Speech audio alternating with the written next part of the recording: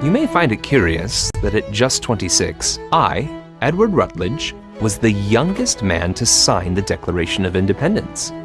I had a gift. Debate came easily. But when the question of independence came before us, I hesitated.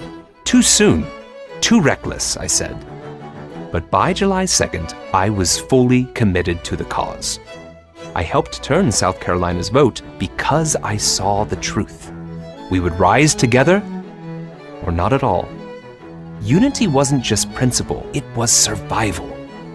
I didn't just talk. I fought, rising to the rank of captain. During the siege of Charleston in 1780, I was captured by the enemy.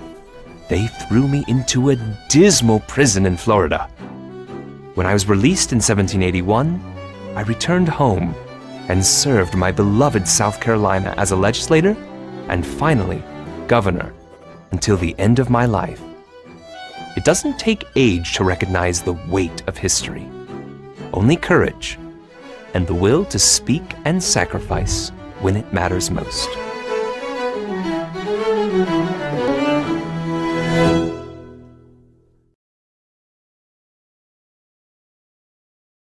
But when it comes to the corruption that is plundering, it's plundering America.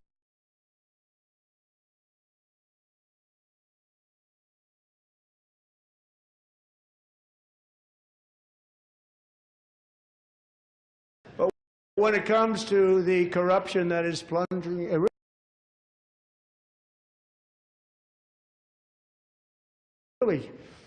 it's plundering America. There's been no more stunning example than Minnesota, where members of the Somali community have pillaged an estimated $19 billion from the American taxpayer. Oh, we have all the information. And in actuality, the number is much higher than that.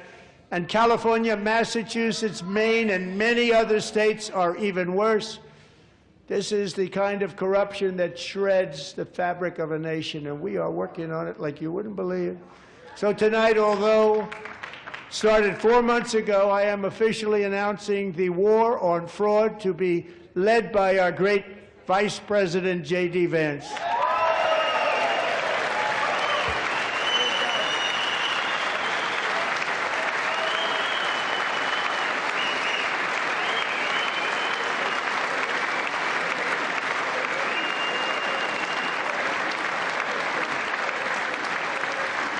We'll get it done. And if we're able to find enough of that fraud, we will actually have a balanced budget overnight. It'll go very quickly. That's the kind of money you're talking about. We'll balance our budget. The Somali ransacked Minnesota remind us that there are large parts of the world where bribery, corruption,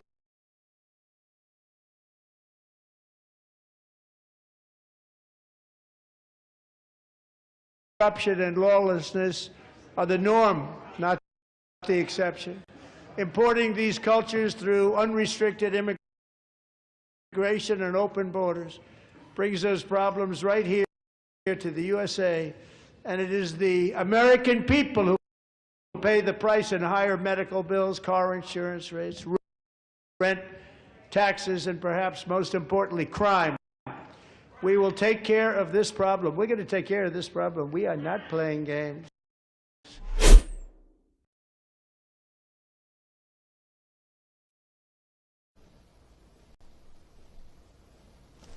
This is the world that you know. The world as it was at the end of the 20th century. It exists now only as part of a neural interactive simulation that we call the Matrix. You've been living in a dream world, Neo. This is the world.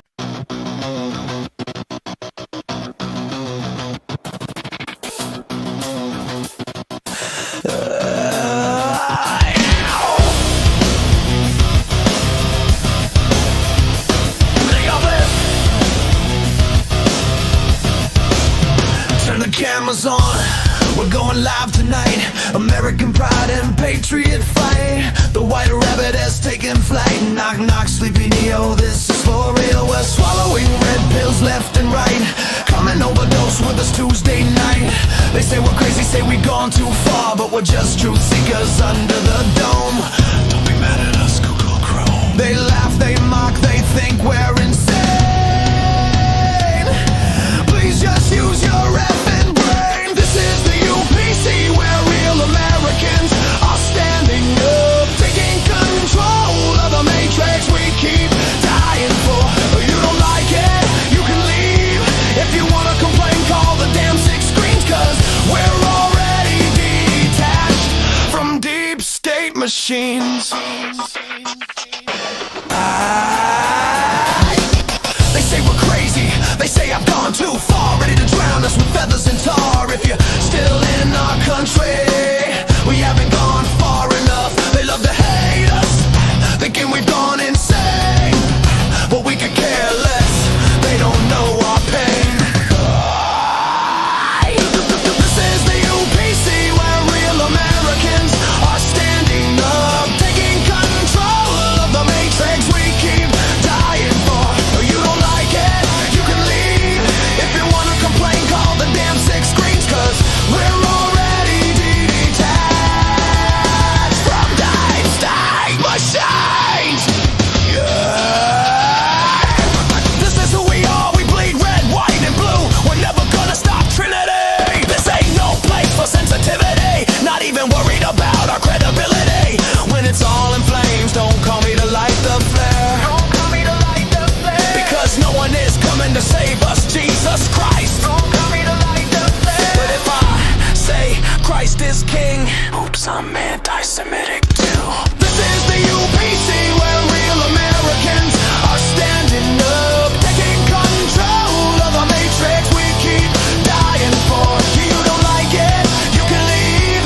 If you wanna complain, call the damn six screens, cause we're already detached from deep state machines.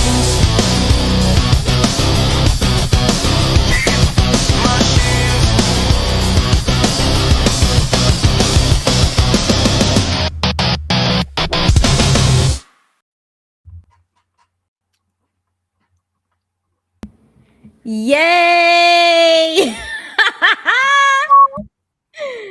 Oh my gosh, guys, let me know if the sound is doing good. Jimmy, how you doing? How's the sound? The sound is great. Too bad we were glitching with the baby politicians. That crap was cracking me up. I'm gonna have to go back and watch that. I'll send it to you on X then, because I was trying to let that play for everybody. I saved it on X, and it was really funny. So it was obviously the State of the Union that we covered last Tuesday, and it was just really cute and funny. Yeah, I'll have to watch it again. Welcome everybody to our 50th episode together. Oh gosh, story time. So hold on, before we get into anything, let's just say hello to everybody really quickly. Bo is in the chat. Hey Bo, I look forward, if you want to join us tonight, I look forward to your thoughts on what the heck is going on right now, like the title says, because there's a lot going on, so we're gonna get into it. Leonard is in the chat. There's so much more. She says we need to replace Trinity's face with Ruby's. That would be funny. And I love the song so much. Like every single Tuesday night, I'd be jamming back here. I'd be singing my lungs out in my living room while it's playing. Yep, me too. And we're gonna have an outro. We're working on that. The song we played last week, Wide Awake, it got a lot of there was actually several comments on that song last week, and so I guess we can play it this week, just not with the video, but if Ruby, you wanted to play your version, there's that option, or whichever you want to do. So we got that one. I don't know, I may find something in the middle of the show to send to you and be like, hey, let's do this one instead or whatever, because I think I have a couple more. So but anyway, so thank y'all for that. Tom feedback. Is here. Hi Tom. Yep. Let's see, Jeffrey is here. JG is here, Justin, John Marciano. Okay, we got all the regulars, so that's good because I love to like wait till everybody's here. You know what I'm saying? Like everybody's here, so now I feel like okay, we can start. Yeah, I'm showing 33 in the live chat right now. So either someone needs to get off of the chat, or we need to get somebody else on the chat so we're not stuck at 33. I mean, I don't care about 30. If it was 66, then yes, I agree. But 33, I'm like, oh, I'm all right with 33.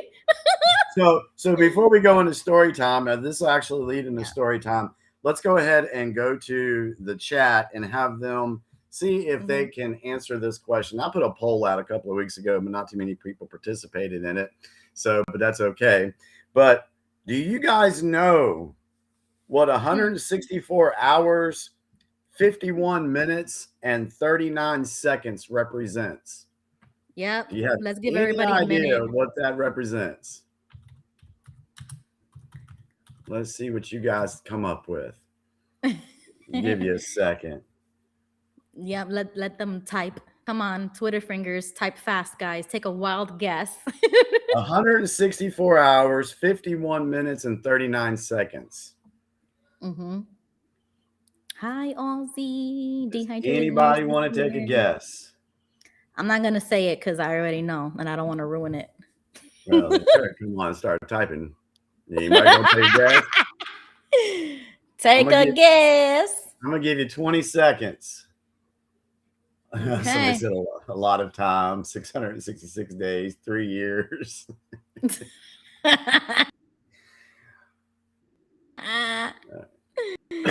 Y'all are too much. Hey, it might be. I don't know. I didn't do the math on that. Okay, so let me go ahead and tell you guys what 164 hours, 51 minutes, and 39 seconds is. That is the total time that me and Ruby have spent on this show up through last week's episode. So to figure that out, that's actually 593,584 seconds, which breaks down to 12,102 seconds per episode, which leaves an average of 3 hours, 21 minutes, and 12 seconds per episode. Right. The first 49 episodes. So right. So you guys are silly with the comments. Bo said communication to the moon. All right. But yeah, I actually sat, guys, I did the math. I wrote down everything. OMG. Yes. Slim Chick says congrats and welcome to the chat. Now we have to kind of explain that a second time because the 50th episode of the UPC, now known as the UPC, formerly known as the XJW Political Corner, that's just the 50th with Jimmy. Jimmy has joined with me because I had started a few weeks prior to you joining. Like you kind of used to watch in the background and the used to chat a lot, and then you just started coming up on the stage, and we did a few targeted episodes, and I have all of that back live on my channel. So if anybody wants to see our very first episode together, I'm gonna make a post on YouTube so people could just find it easier and just click on it. Yeah, I think it's super cute. Like I love it. I mean, I was so like nice back then. Like, I don't know what it is. When I started like viewing, even when I was by myself, I'm like, dang, I was so nice. I was so like, I don't know. I just felt like I'm so different now. I don't know. Yeah, it's a trip when you go back and watch videos that you've done years ago. I remember going back and looking at the very first video I ever did with John, and it was Christian. I can't remember what it was. Confused. I can't remember what it was, but it was my coming out video of the coming out of Watchtower. I go back and I look at that thing, and I'm like, oh my God, you were so timid and shy, and you weren't speaking your mind like you do now. Right. It's amazing to watch the growth over the years. So we hope that if you're watching this show, we hope that you're growing with us. because the main thing, the reason why I wanted to start doing it is one, because I didn't want to leave Ruby hanging by herself. That's one reason why. And there were some things I was watching her while I'm like, I got to jump in. So Yeah. anyway, I just enjoy talking. I love Tuesday nights. And also too, when I began this mission, I wanted to do everything I could to help open people's minds, help give them a different perspective on things that would be opposite of what the media is showing people, and learning about the history, because unfortunately, with the way the American society is right now, people do not have a very good attention span. Now, I'll say the chat, yeah, you guys do, because you stick with us for 3 hours an episode. So we appreciate your attention span. Thank you very much. But everybody, they can just get caught up in the news cycle, and we know why. I mean, with work, responsibilities, it's hard to do deep dives on everything. So I'm just so thankful that during 2020 to 2022, I was able to take that time and do massive digs on things. So I enjoy doing this. I'm going to keep doing it as long as we feel like we need to, and as long as we're helping folks. And so tonight's episode is going to be more of the same. We're going to give you some history. I'm going to give you some different perspectives on things, and try to get you not falling into the trap of what the media is putting out, things that you see on social media. There's the infighting now in the MAGA crowd. We're going to talk about that a little bit later. And all I want to do to some of these people is I want them to read my shirt. Shut the duck up. I had to read that backwards because it's backwards for me. But sorry. I didn't know if it was backwards or not. So, but yeah. So there's some people that I just want to say that to. But anyway, if you've already got your mind made up that Trump is this evil person, well, I'm not going to change your mind. It's not going to happen. Now, I may be able to give you something different to look at, but that depends on if you're going to be able to keep an open mind on things. So, but anyway, sorry. Go ahead, Rudy. Bo, what's up? Yeah. Bo just joined. Hey, guys. Hey, Bo. Congratulations on your guys' 50th episode together, right? Thanks. Yep, together. Yep. And thank you to Kat. Was it Kat B?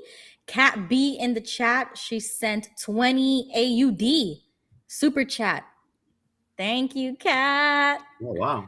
Kat is a real one. And she's a day one, too. She's an OG. She's been watching us since day one. Leonard is an OG. Dal is an OG. Most of you guys are OGs. Bo came later, so Bo don't got the OG status. Dude, so I'm a baby. I'm going to be honest. I'm new to For you real? guys, this thing. I'm one of the babies of the group. I'm already seeing some merch ideas. You get a t-shirt that says, I'm a UPC OG. Yeah, I could definitely see us getting, because I mean, we're never gonna stop. As long as you guys keep joining, I'm still gonna be here no matter what. You know what I'm saying? Like, we're here, we're in it together for the long run. Yeah, until this war's over. Like, for real, like until we get this country back on track, which I doubt. We're gonna talk about it tonight because I have a lot of doubts. I told Jimmy. I don't. Yeah, you never do. You always seem to have a theory or an answer to explain things, and I'm like, okay. I mean, it sounds nice. I wish I could see it. Little by little, we're getting there. Right? Like Jimmy has an answer for everything. And that's why I'm so happy that he's here. Because you remember, Jimmy, when I used to tell you that you remind me so much of my uncle, like he was like just like you, and Tony knows exactly what I'm talking about. Because that's the guy, he was like the stereotypical Puerto Rican uncle that was huge into conspiracy theories, super traditional, and just the class clown, like the goofy one in the family. He was the only ones who would talk to us about this stuff, and he always had an answer for everything, whether it was a joke or not. Like he would just give it to you straight, like the way Jimmy does. And I'm like, wow, I got that again. So thank you, Jimmy, for being that for me. You're welcome. Welcome, Tom. Welcome, Leonard. Welcome to the show. Leonard. Yay, Tom. How you doing, Tom? And Tom is a newbie and Bo was a newbie. So the newbies are here with newbie 3 squad. OGs. Yeah. Yeah, I had to jump in this week. It's so crazy. But I can probably I'm gonna turn in a little after 10 because I need to get sleep. But yeah, I'm gonna. Yeah, I need him out there making calls. Exactly, yeah. True, that's true. Jimmy's Aflac team. So for those that don't know. Hey, did you like the shirt, Thomas? Yeah. I was wondering if you got it for the Aflac. Aflac connection there. I found that at a gas station down in Georgia on our trip home from Florida one year, like 11 years It looks ago. like it because you ain't getting that from Affleck. That is No, not right, I was sponsored about to through say, Affleck. It's got our mascot on there, but it's not in our. Yeah. So, but That is hilarious. Okay, so Jimmy wanted to start. We're gonna do what the heck is going on right now because there's so much stuff going on right now, and this is above my age group, guys. So I'm relying on you, OG folks, for real, to explain about the whole Iran situation. So Jimmy's got this. He's got the age, he's got the experience, and he's got the tinfoil hat ready for us. So Jimmy is gonna. That's what I forgot to make. I told myself this week. Yeah, you did. Tinfoil hat. Oh my for tonight's gosh. show. Dang it! Yep. I totally forgot about that. Sorry, Definitely. Yeah, write it down. That's why I always write things down. Well, I'm not sure anybody in the state of North Carolina knows what's going on with Iran because it's So Oh my might be gosh. above all of our pay grades. So before we get started, in this, I want folks in the chat to go ahead and put how you are feeling about the situation in Iran before we actually dig into stuff. And say what you want. If you're against Trump and against it, put that in the chat. I don't care. Yeah. So I'm gonna ask the panel real quick. Just give me a 1 minute thought on what you feel right now is going on and how do you perceive it. And then we'll dive into some information because I do have a clip that I do want to play tonight from X22 describing this stuff and painting a picture for everybody to look at. I was getting the possum food ready this evening and I was listening to it. And as he's talking, I'm like, man, I need to write this stuff down. And then he just kept going. I'm like, man, this is all good information. Did you say possum food? Yeah. Yeah. I got two pet possums. You didn't know Jimmy has a whole farm in his backyard. No. I met him the other week, so yeah, he's not making it up. Yeah. Okay. I just wanted to make sure I heard that right. I was like, I don't think I heard that right. I thought he said possum. No, he's collecting animals like Animal Crossing. He's got a whole farm in his backyard. Yeah. Dash and Daisy. They have their own Awesome. little apartment. They get fed. I actually made a song about them called the Bougie Bitches because they You went that way too far, Jimmy. That is crazy. we have to make them like Uh, spinach and green beans, snap peas, all these different vegetables, mix it in with their eggs, and then we have to give them fruit. They love cherries and grapes.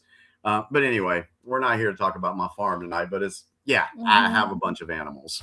Yeah. Follow Jimmy on TikTok he don't got Facebook anymore. TikTok, and you'll see the possums. They're super cute. Yeah. So, all right. So let's go ahead and start with Leonard. Can you give us your preliminary thoughts on what you see with Iran and how you feel? Honestly, I really don't. I think it's getting out of hand, number one.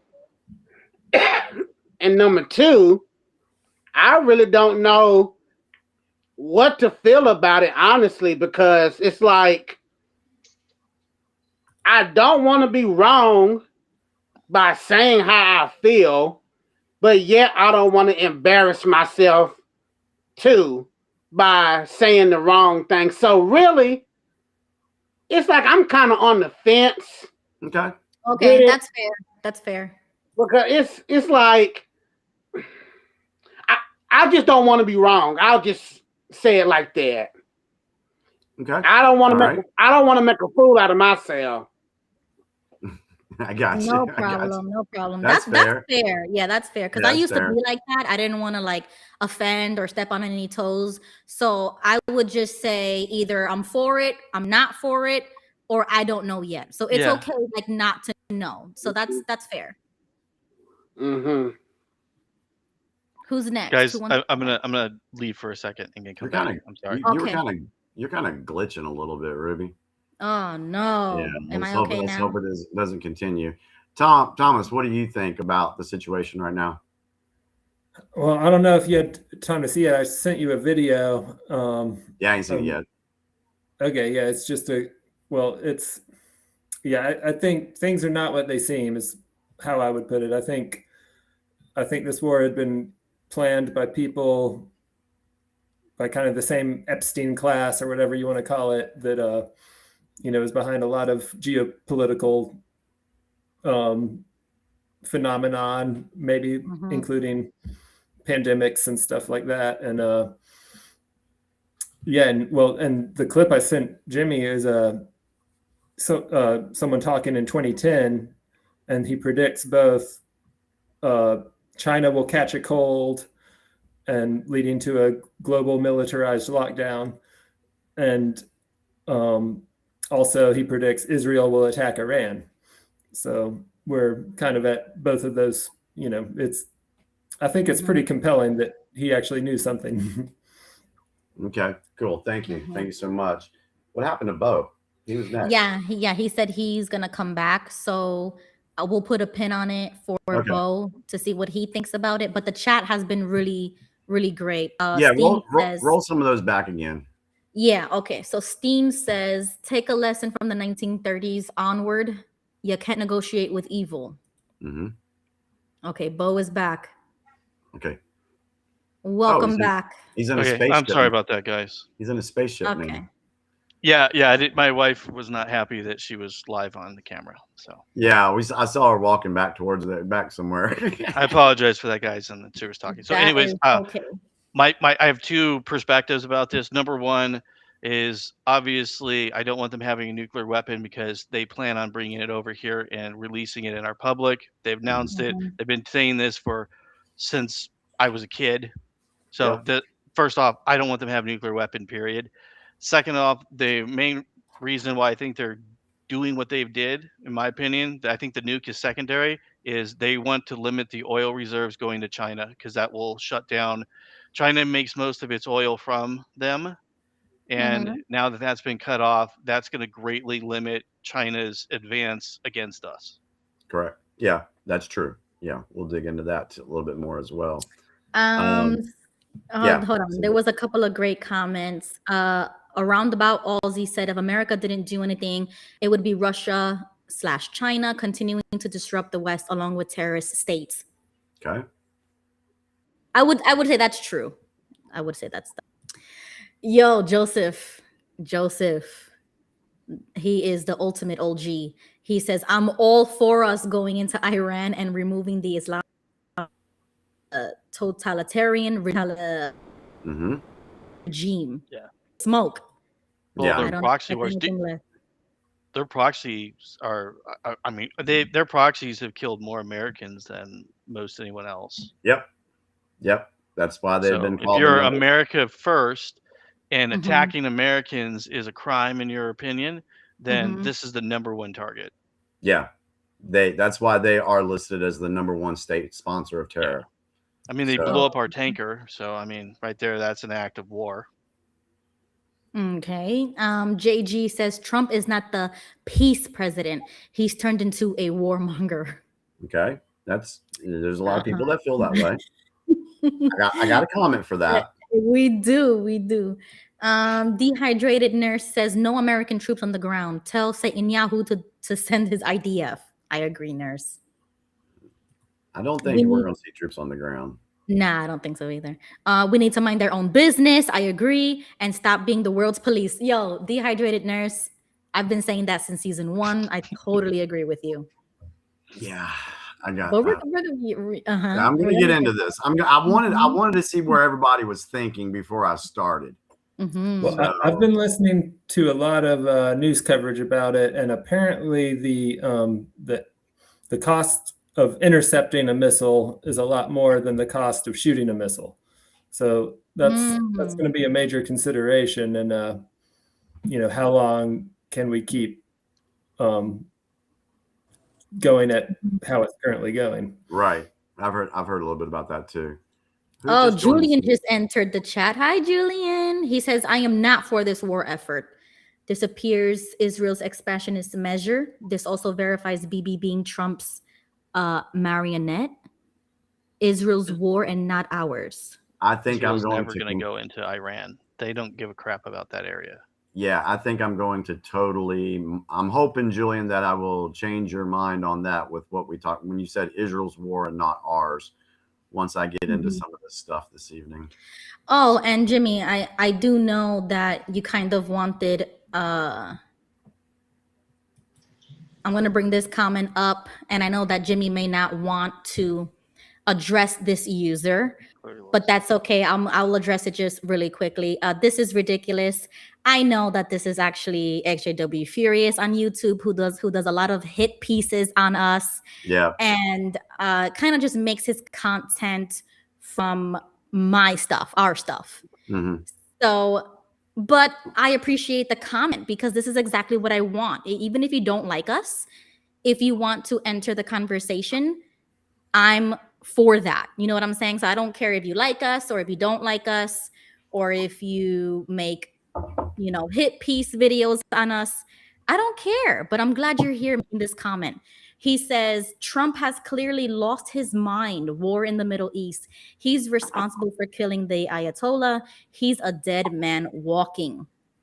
The only thing that I will respond to that, him saying he's responsible for killing the Ayatollah, you do know that the Ayatollah was responsible for killing upwards to 30,000 of his citizens over the last couple of weeks, right?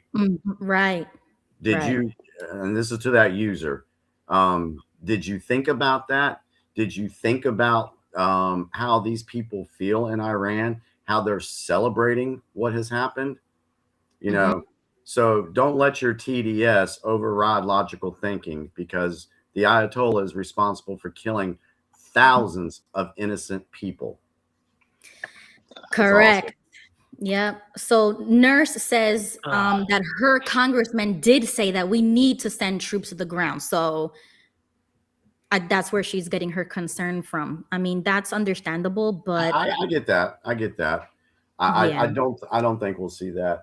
But anyway, okay. So let's go ahead and let's start this, because I need to go back a little bit in time to the Iranian Revolution, and I want to read this information. Now, of course, y'all know I don't like Wikipedia, but I did pull this from Wikipedia just so you guys can have a picture, because there might be a lot of people on here that have no freaking clue how this all started in the first place with Iran.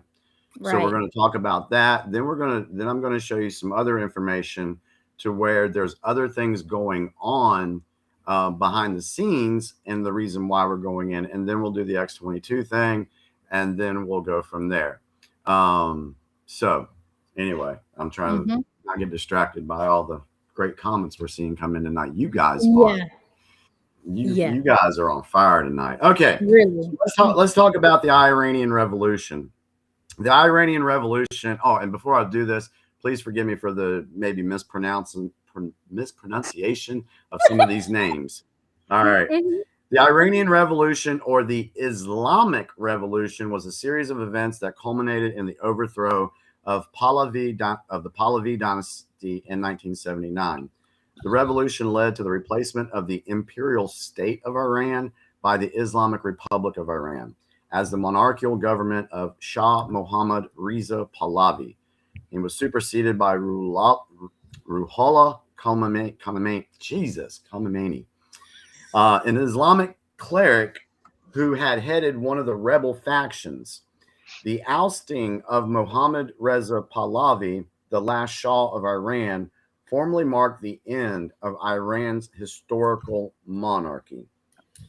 All right, that's the first paragraph. And all I can say, when I read that first paragraph, I don't remember, historical stuff on Iran, I don't remember stuff. I mean, from the 30s, 20s, 30s.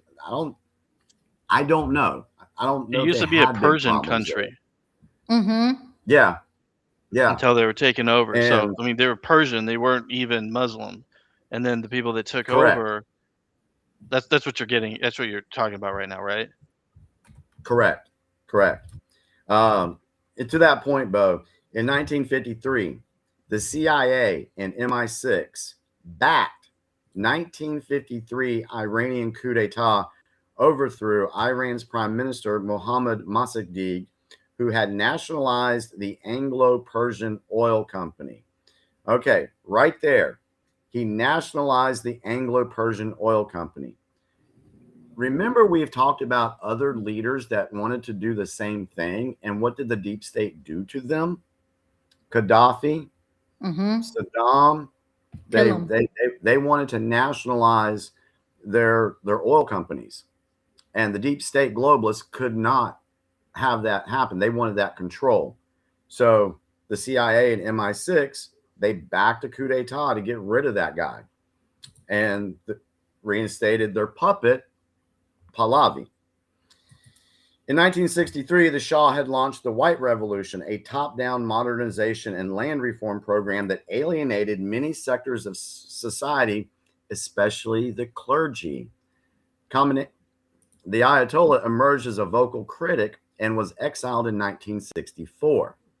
However, as ideological tensions persisted between Pahlavi and Khomeini, anti-government demonstrations began in October of 1977, developing into a campaign of civil resistance that included communists, socialists, and Islamists. Mass protests were underway. A key turning point occurred in August of 1978 when the Cinema Rex fire by Islamic militants killed around 400 people. However, a large portion of the public believed it was a false flag operation by the state police to discredit the opposition and justify a crackdown, finding nationwide outrage and mobilization. By the end of 1978, the revolution had become a broad-based uprising that paralyzed the country for the remainder of that year. So that falls into the category that we've talked about before, about color revolutions, where these people will go and start crap. You'll have the protesters out there, but these little agitators will send people in to infiltrate those crowds and start doing stuff, attacking government officials, attacking police, attacking citizens. And so that way that those agitators who want to take control can say, oh, look what they're doing. That's exactly what they did. So, all right. So on 16th of January, 1979, Pahlavi left Iran for exile, leaving his duties to Iran's Regency Council and Shapur Bakhtiar, the opposition-based prime minister. On February 1st, 1979, Khomeini returned, following an invitation by the government. Several million greeted him as he landed in Tehran. By February 11th, the monarchy was brought down and Khomeini assumed leadership, while guerrillas and rebel troops overwhelmed Pahlavi's loyalists in armed combat. Following the March 1979 Islamic Republic referendum, in which 98% approved the shift to an Islamic Republic, which I bet you if we look back on that, I bet you those numbers were skewed. To approve the shift to the Islamic Republic, the new government began drafting the present-day constitution of the Islamic Republic of Iran. Khomeini emerged as the supreme leader of Iran in December of 1979. So that's how he came to power. It was a color revolution backed by the CIA and MI6. And MI6 is from London. So, and we know London is the financial seat of the deep state, where you have Washington is the war, Vatican is the religious side of it. So London has their hands all over this. The deep state has their hands all over Iran. Again, goes back to the oil stuff. Now you have a country. This is why I don't agree with that 98% approved, because if you look at the makeup of Iran, it's not like Venezuela. You know, everybody's trying to say, oh, this is just like Venezuela. No, it's not like Venezuela, because Venezuela, the people there, they pretty much, you know, they follow one religion. There's not a lot of sex. There's not a lot of division in the people. They, you know, they're kind of united. Okay. Right. Iran's a little bit different because you got the Kurds in the West. You got another faction up north. There's several different factions of people that make up Iran. And you have Christians in Iran too. So I don't see how 98% of the people, I don't see how they would vote for a theological dictatorship to Right. take control of them. You see what I'm saying? Right. And that's what it is. It's a theological dictatorship in Iran. Now we're going to get into more on how that, you know, if it was just that, okay, then yes, you guys are right. We don't need to be the world's police. Let Iran figure their crap out. But the problem is the deep state was using Iran as one of their little tools to cause division and tension in the Middle East. They were using them to funnel money and a bunch of other crap that was going on there. So the deep state is the one that put Iran on the map to make it seem like, yeah, we need to do something about this country.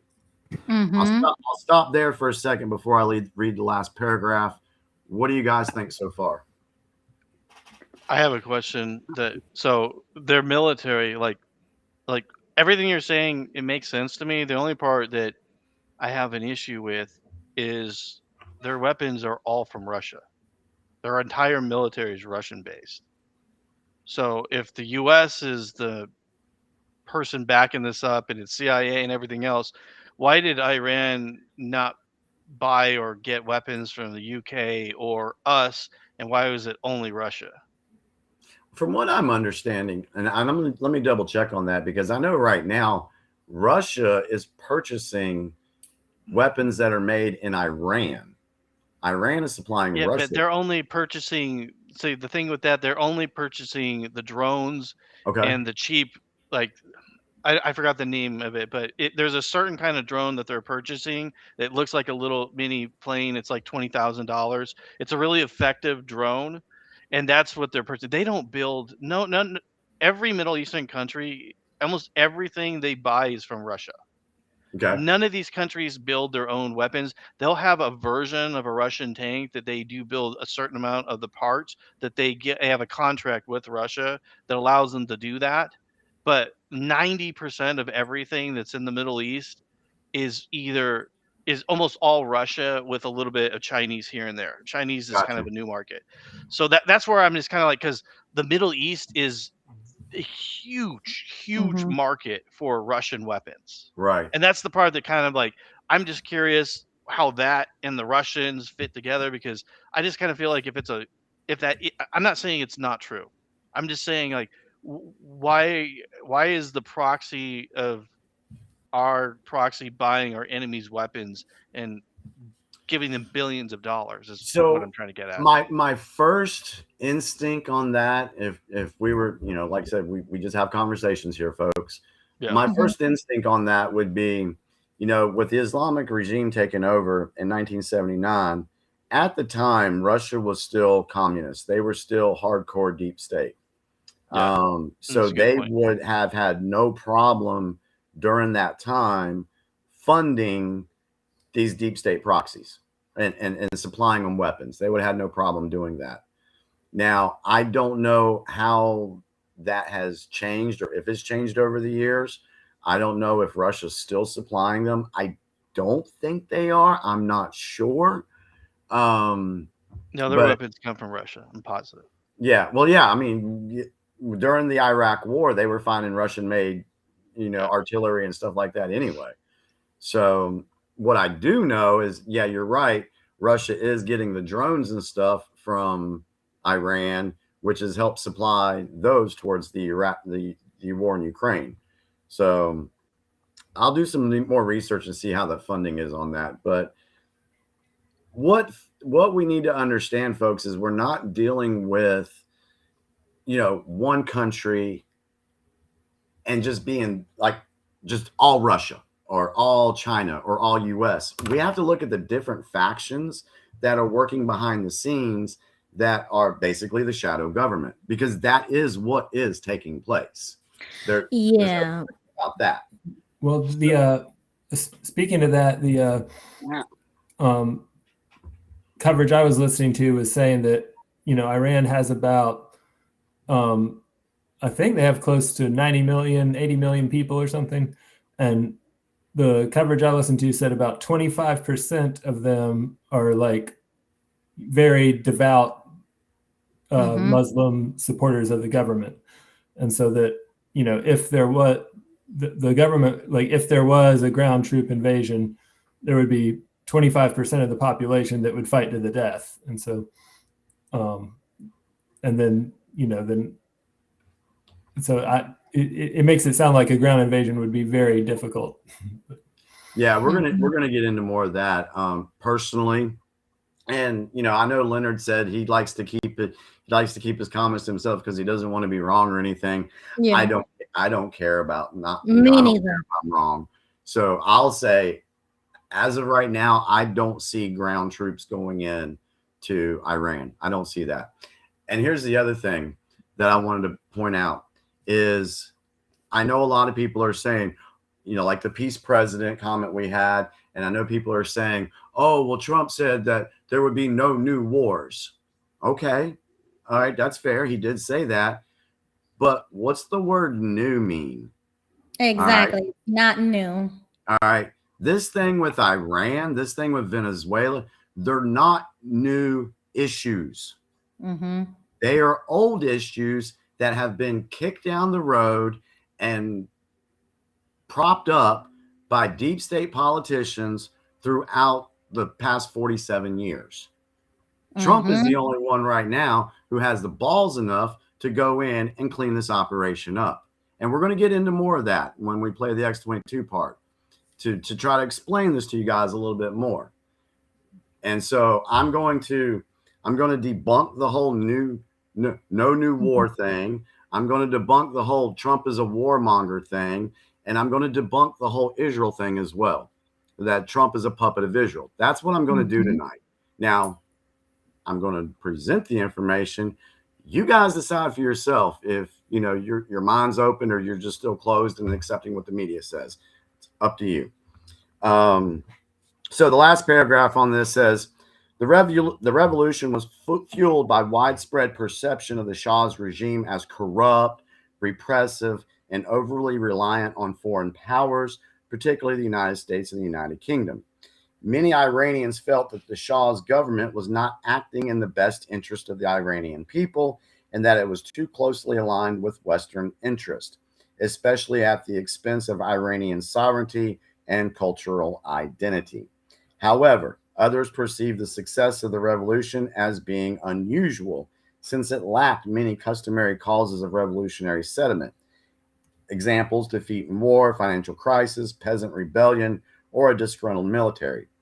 It occurred in a country experiencing relative prosperity, produced profound change at great speed, and resulted in a massive exile that characterizes a large portion of Iranian diaspora, and replaced a pro-Western secular and authoritarian monarchy with an anti-Western Islamic republic based on the concept of the guardianship of the Islamic jurist, straddling between authoritarianism and totalitarianism.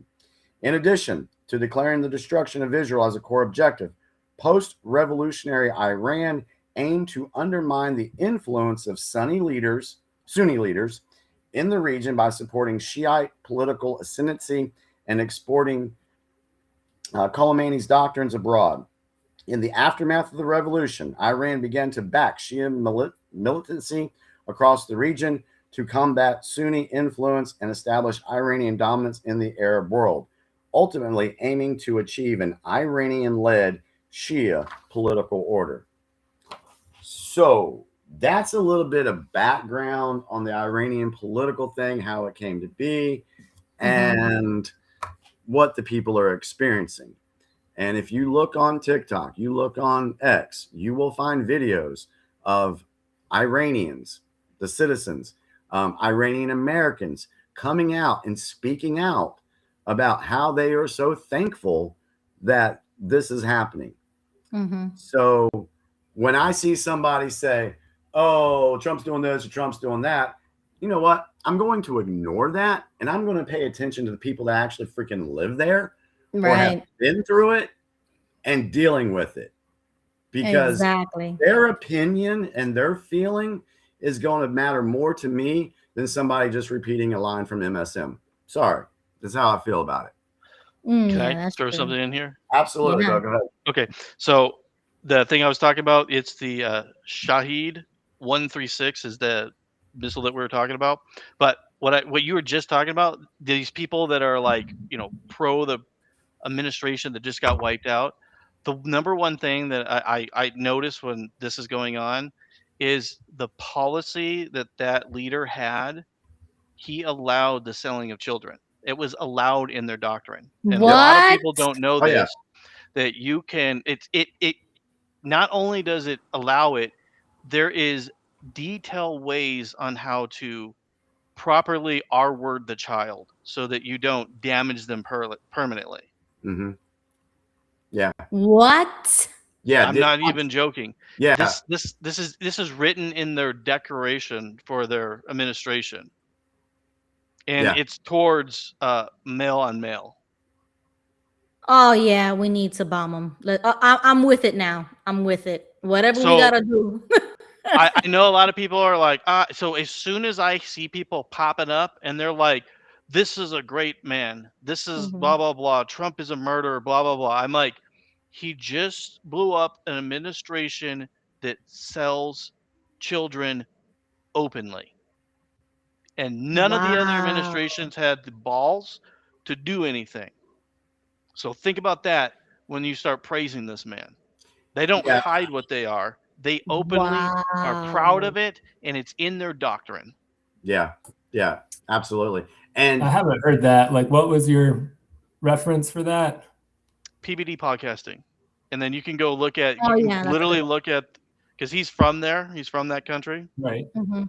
Not only that, but if you go and you look at their actual like declaration, there's a book that the owner, the guy we just wasted, he wrote Mhm. a book talking about this process, and it's in the US. I don't know what the name of the book is, I don't remember, but it's not even an unknown thing. Like it's once you start looking this up, it's probably going to take like 15-20 minutes of research before you come across it. But he wrote these, I'm going to say, Islamic belief systems in there. Yeah. But I would just want to say, like, not all Muslims believe this stuff or into this stuff. Right. That Right. this is his sect, is those people that do. Yep. Right. Okay. Now it makes a lot of sense why Trump is doing all of this, and also why it hasn't been done before. Because I was telling Jimmy, all of these problems originated from 1970 something. Why is it still an issue that we should have done this a long time ago? Now it makes a lot more sense because these people are protecting these pedophiles. Exactly. They all protect each other. Yeah. And see, the thing is there's a lot of people out there making the excuse, oh, this whole thing is just Trump wanted to do this to distract everybody from the Epstein files. No. What? You can't walk and chew gum at the same time? The Epstein files aren't going away. That information isn't going away. The Somali fraud stuff is not going away. This is just more disclosure to show people how big these problems actually, they all tie together. Exactly. They all tie together. And like I was trying to explain to Ruby while we were on the phone earlier today, she said, well, why didn't, Obama do something, or Biden or Bush, hell, let's go back to Clinton and Bush 1. Why didn't they do anything? Because they were in on it. Exactly. They wanted this to happen. They wanted to destabilize the region. And you think about ISIS, and we're going to talk about, I think X22 talks about this. Obama said, oh, well, we just can't defeat ISIS. They're too big. They're too this. They're too that. And then he pulls the authorization to use force away from the generals and does it himself. Then he comes out and tells everybody where he's going to effing bomb them. and giving these people time to get away and survive. Mm-hmm. And then what does Trump do in his first term? Comes in, and within 1 year, he gives the authority back to the military to do what they need to do. Yeah, we're going to get into that, Steen. And took ISIS out in less than a year. Exactly. So was Trump being a warmonger then when he went in to take ISIS out, or was he cleaning up a problem that Yes. Obama and the deep state created? Yes. Ask yourself that question. Yeah, And you're so- absolutely right. Let's look at Venezuela. Was Okay. Trump hold on a second. Sorry. So was Okay. Trump a warmonger when he went into Venezuela to pull out Maduro? No, we know the corruption that was going on there. We know that they had their hand in stealing our elections and helping rig the elections and everything. We all know that. Drugs flowing into America. There are gangs on our streets. And it was being allowed to happen. Trump goes in and kicks these people out of our country, these Trinidad Aragua people, kicks them out, goes in, takes Maduro. Now that he kicked people out, they can't start uprisings here in the United States. So ask the question, how is this America first? He's protecting American citizens from these evil people that are wanting to keep doing stuff to us. So again, he went in to clean up an operation that should have been done a long time ago. Right. So one of the things I have always preached about here is notice patterns. We have a pattern of cleanup with ISIS. We have a pattern of cleanup with Venezuela. We have a pattern of cleanup with the cartels. You don't think that this Iran situation isn't a pattern of cleanup? And Yes. wait till it goes to Cuba. That's going to be easy. Mhm. But it's going to go to Cuba next too. So Mhm. anyway, I'll stop for a second. Yeah, go ahead, Thomas, and then I'm going to go to Joseph. Go Yeah. ahead. Yeah, I just looked it up, and this is confusing. So I'm not faulting you, Bo, but what PBD podcast was talking about was Khomeini, who was the supreme leader from 1979 to 1980, whereas but he died in 1989, and he's the one who defended the our word of people in certain contexts to prevent them from what going you're to- saying is correct, but like I have a lot of friends in the military, and this goes on there, and we know it does, and Mhm. they do this Okay, stuff I on got our you. bases.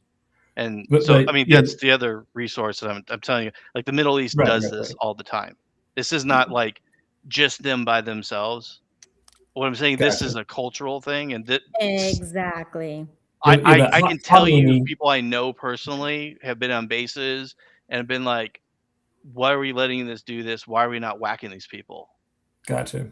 during Yeah, like yeah. the Gulf War? Khomeini, who is the leader that Yeah. just got assassinated, he was the president of Iran during that time, but he was not the supreme leader. But he did not. He was not the one who wrote the religious The book. text that defended it. But Yeah, because the laws say that I have if heard you're that gay, he you would be didn't. killed there. What's that? I said the law there states that if you're a homosexual, you'll be killed there, like the Yeah. actual law that's on the books. But these Right. religious sect groups is what I'm talking about. These religious groups are the ones that are allowing this, and those are the ones that are running your proxies. So everything you're saying, Exactly. Thomas, is correct, but it's the religious aspect, and you're right. I should have been more clear about that. Okay. Yeah. Yeah. Just wanted to clarify. All right. And I know that Jimmy doesn't want to say it because of that religious aspect, but I will say it. Yes, the origin of all of these issues is within their religion when I totally their agree with prophet that. Muhammad married a freaking child. So I'm not gonna act like, if it's a religious issue, it is. And if you still follow that religion knowing that, then you are also the problem. Yeah, like their purification practice. Yeah. Yeah. I mean, Right. that's And like you said, that's it's in the vile. culture, is in the religion, and it goes 100% against every other values like ours. So if we have to step in and take them out, then I'm with it. I'm going to change my position, and I'm going to say yay on this one. Before I get into a few other things I wanted to express here, I'm going to go ahead and express the elephant in the room, where everybody thinks that this is just, Trump being a puppet of Israel, and this is all, in support of Israel and things like that. This is what I'm looking at right here. All right. Back in 2017, when Trump did his capitulation tour, he did visit Israel, and they did capitulate to him, as along with Saudi Arabia, Britain, a bunch of other countries. I got the video. I can show it all across. North Korea capitulated to him. So at that time, that's when Trump was getting the plan in motion, setting everything up to make these moves that he's making. So for the public, it looks different. I know Julian kept saying, well, Jimmy, you're explaining it this way, but why isn't the news, why isn't this being explained to the public? Well, for one, optics. That is a huge thing. I mean, if Trump would have came out and said, hey, guys, the reason why we're arresting Trinde or Agua is because later on I'm going to go in and take Maduro out, and I don't want these people starting shit in our country. All right. He's not going to tell you that. He's not going to telegraph his moves. So the same thing with Israel. Actually, in my opinion, Israel is doing what Trump wants them to do with this, because he is using Israel to create the stability that needs to be taken care of. Israel's going to get theirs. Israel's not going to get off scot-free. Because think about it. What has been Israel's MO? To say that they're going to expand their territory or whatever, or we need to build up our military because of this country, this country. Well, let's see. Hezbollah has been, which is an Iran proxy, along with Hamas and the Houthis in Yemen. All these people have been tied to Iran.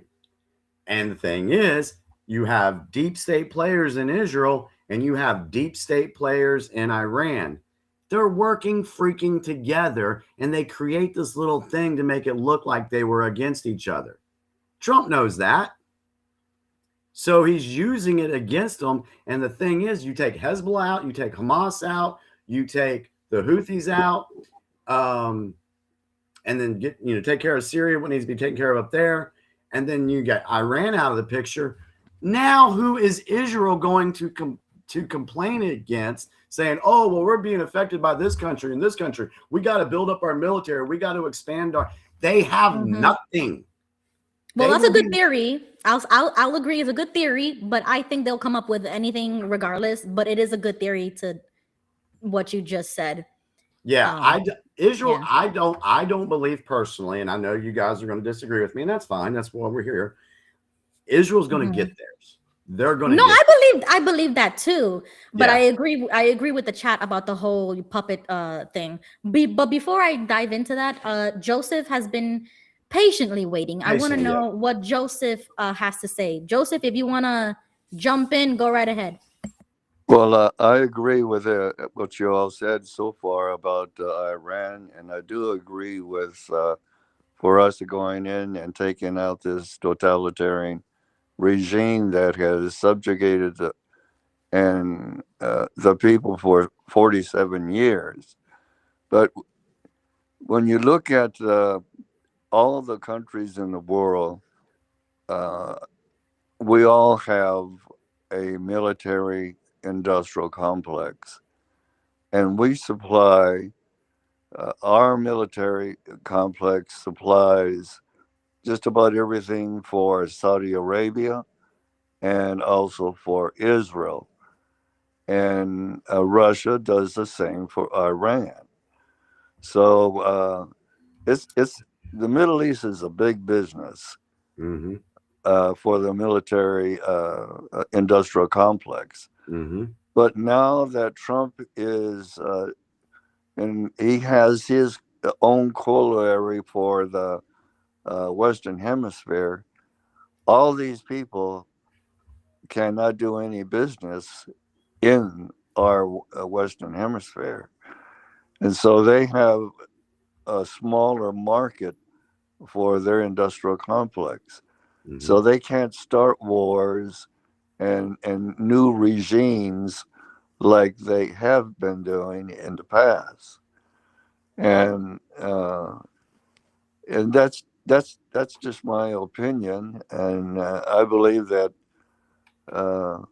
as far as this war that we have with Iran, it's not going to be a forever war, and we're not going to have American troops on the ground, because through the CIA, we have been training Iraqi Kurdish fighters who are well trained, and there's about I think about 10,000 of them will be supported by air support from Israel and us when they do go in. So there will be some ground forces in Iraq, but it won't be us. Yeah.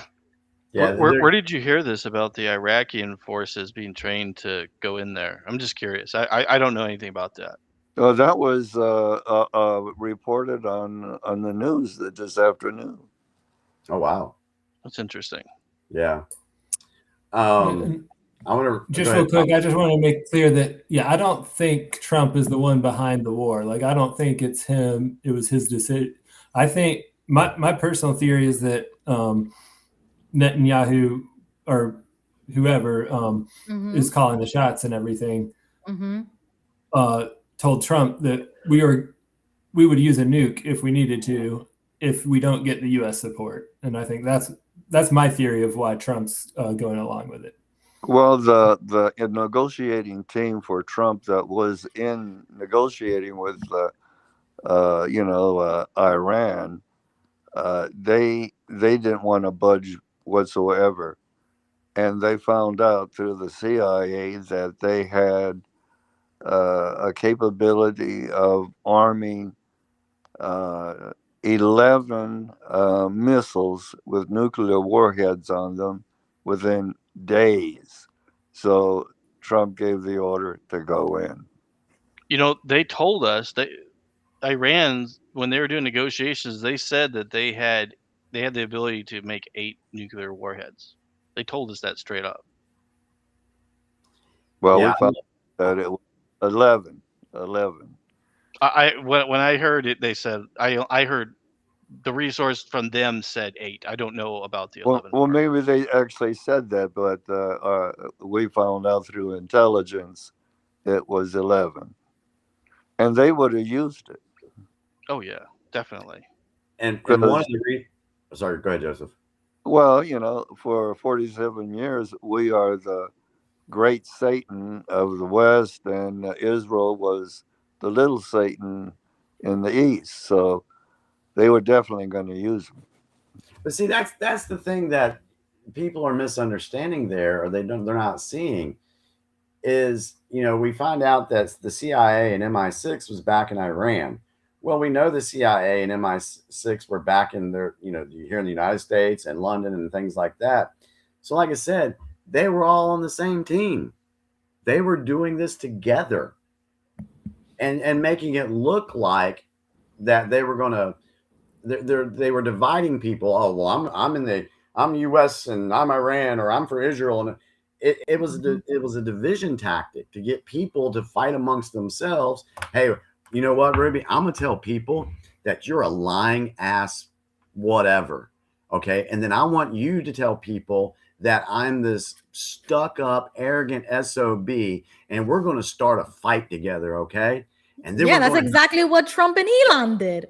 That's exactly. Yeah. So it's a tactic that's used to divide people, or, start talking about it or whatever.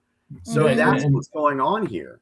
Because whoever has the biggest XJW podcast would do that to make sure y'all don't challenge them or whatever. Oh, yeah. Well, mind y'all, he's not even an XJW, okay? He knows about the drama already. He knows about that stuff, yes. Exactly. Well, I'm just saying that's the reason why people use that tactic. Because whoever's on top wants to stay on top, and they don't want any up-and-comers coming at them.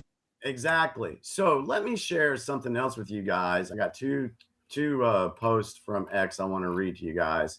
One's from Mr. Star Spangled MAGA, posted this on March 1st. Anyone saying Israel sucked us into another world war literally has no understanding of geopolitics or how Trump plays ball. We just took out China's 2 top oil suppliers in less than 60 days. They desperately need this oil to continue their geopolitical rise. Russia just lost its key supplier of cheap drones and weaponry they need for the war in Ukraine. Trump is playing and winning the biggest game of America first 4D chess that any president has ever played in U.S. history. Then there's this one. Let me see. Okay, then this goes a little bit deeper. Is this the one I want? This I think this is the one I want. Okay, so this tweet is by Mr. Poole, and I'll tell you, let's go ahead and take this with a grain of salt. But hey, he's put out some good stuff over the years, so it's worth keeping an eye on. 6 American soldiers are dead, and Trump just said this is only the beginning. Day 4 of Operation Epic Fury. 6 U.S. service members killed, 555 Iranian casualties, 130 cities hit. Iran's navy sinking, their missile sites gone, their command centers rubble. And Trump just told the nation this operation will last 4 to 5 weeks, maybe longer. This isn't a strike. This isn't a warning shot. This is the dismantling of the world's largest terrorist state. What they destroyed in 72 hours. Iran's entire ballistic missile program, 47 launch sites eliminated. Khamenei underground command bunker penetrated by 30,000-pound bunker busters. Iran's navy, 14 warships sunk in the Persian Gulf. 174 Iranian missiles launched at U.S. bases. 160 intercepted, 13 hit Bahrain. 48 Iranian military leaders confirmed dead. Trump said it himself. We launched targeted bombs at the end of the 12-day war where we should have finished them. This time we finish. The real target. But here's what CNN won't tell you. While the world watches missiles fly over Tehran, special operations like Joseph was referring to, teams are on the ground, not fighting soldiers, recovering evidence. 3 underground facilities built by the RIGC between 2009 and 2016, funded by Obama's $150 billion cash payment. Inside those facilities, server farms containing encrypted communications between Iranian intelligence and Western politicians, deep state players, financial records linking the Iran nuclear deal to personal payments to U.S. officials, blackmail materials stored by Epstein's network moved to Tehran after his arrest in 2019. The bombs are the cover story. The real mission is extraction. Why 4 to 5 weeks? Because it takes time to secure every underground vault before Iran can destroy the evidence, transport recovered materials to a secure DOJ facility in Germany, cross-reference Tehran files with the Epstein operational documents released March 1. The timeline isn't military, it's judicial. The war ends when the evidence is safe, not when Iran surrenders. Trump isn't fighting a country, he's dismantling a network. What do you think about that? Wow, that was accurate. I mean, if you've been watching the UPC, we did talk about this last week and the week before that when we spoke about the Epstein stuff, where we kind of broke it down. We've answered a lot of those questions. We were more confident about the arrests and things like that. So all of this makes sense. And why in the world would Obama send them money? And where was I? Maybe I was a child, because I don't remember this. And why did that happen? That's crazy. It was not to build a nuclear weapon and to use it for infrastructure for the people, is what they were saying they were going to use it for. So Well, they're supposed to be building like nuclear power plants and things like that. But obviously that's not where the money went to. Right. Let me share this with you about the Obama. The Obama files are worse than we thought. His lawyers didn't show up to negotiate. They showed up to beg. Here's what Bondi's team found inside the Tehran servers under Obama's code name Renegade. 14 wire transfers to a Swiss account linked to Hezbollah between 2014 to 2016. Total 1.7 billion. The same 1.7 billion he told Congress was frozen Iranian assets. A signed directive authorizing the CIA to stand down during the Benghazi attack. Not typed, handwritten. Communications with Epstein's handler, dated March 2015, discussing the island arrangement and the Chicago package. A back channel to Tehran through Valerie Jarrett. Remember who she was? She was like his handler. She was like Susie Wiles is with Trump at the moment. That's the position she was in, I think. She was Iranian. Active from 2012 to 2024. Yes, 2024. 2 years after he left office. She was still continuing to be a back channel to Tehran. Obama didn't just betray America. He was running a shadow government from his basement in D.C. while pretending to be retired. His lawyers are now offering full cooperation in exchange for immunity. Trump said no, no deals, no mercy, no escape. The man who divided America for 8 years is about to face the America he tried to destroy. So Obama's got his hands all over this stuff with Iran. What you just read, where did that come from? That was a tweet by Mr. Poole. And who's that?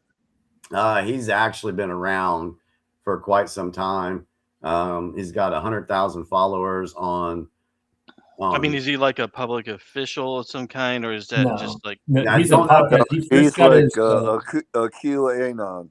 Yeah, he's another digital soldier. Well, he started podcasting during Occupy Wall Street. He would actually interview people during Occupy Now Wall Street. it's not Tim Pool. There's a difference. I was just about to say that. I'm like, what? Yeah, what? that's my fault. Yeah, so the things about the wire transfers directly from Barack Obama, is that a speculation, or is that something that's been released in the Epstein files or something? Like, where did that come from? I'm going to assume that that's listed in the Epstein files. I don't know for sure. We'll have to check and see exactly where that came from. Because I mean, to me, that's like pretty. Do you pretty darn remember? shocking. Oh, Exactly. excuse me. Go ahead, Joe. Do you remember that a few months ago that Tulsi Gabbard gave a bunch of files and information to the DOJ? And you know, on March 7th, Barack Obama is going to have to face a federal grand jury on the 7th of March. Yes. Yes. I have that right here. Yeah, March 7th. Grand jury receives the first batch. March 15th, military tribunal authority activates. April 1st, first sealed indictments unsealed. Let's just say allegedly, folks.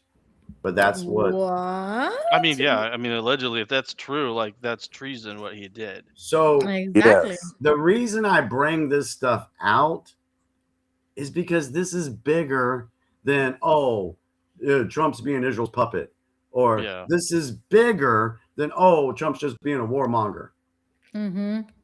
It's bigger than that, folks.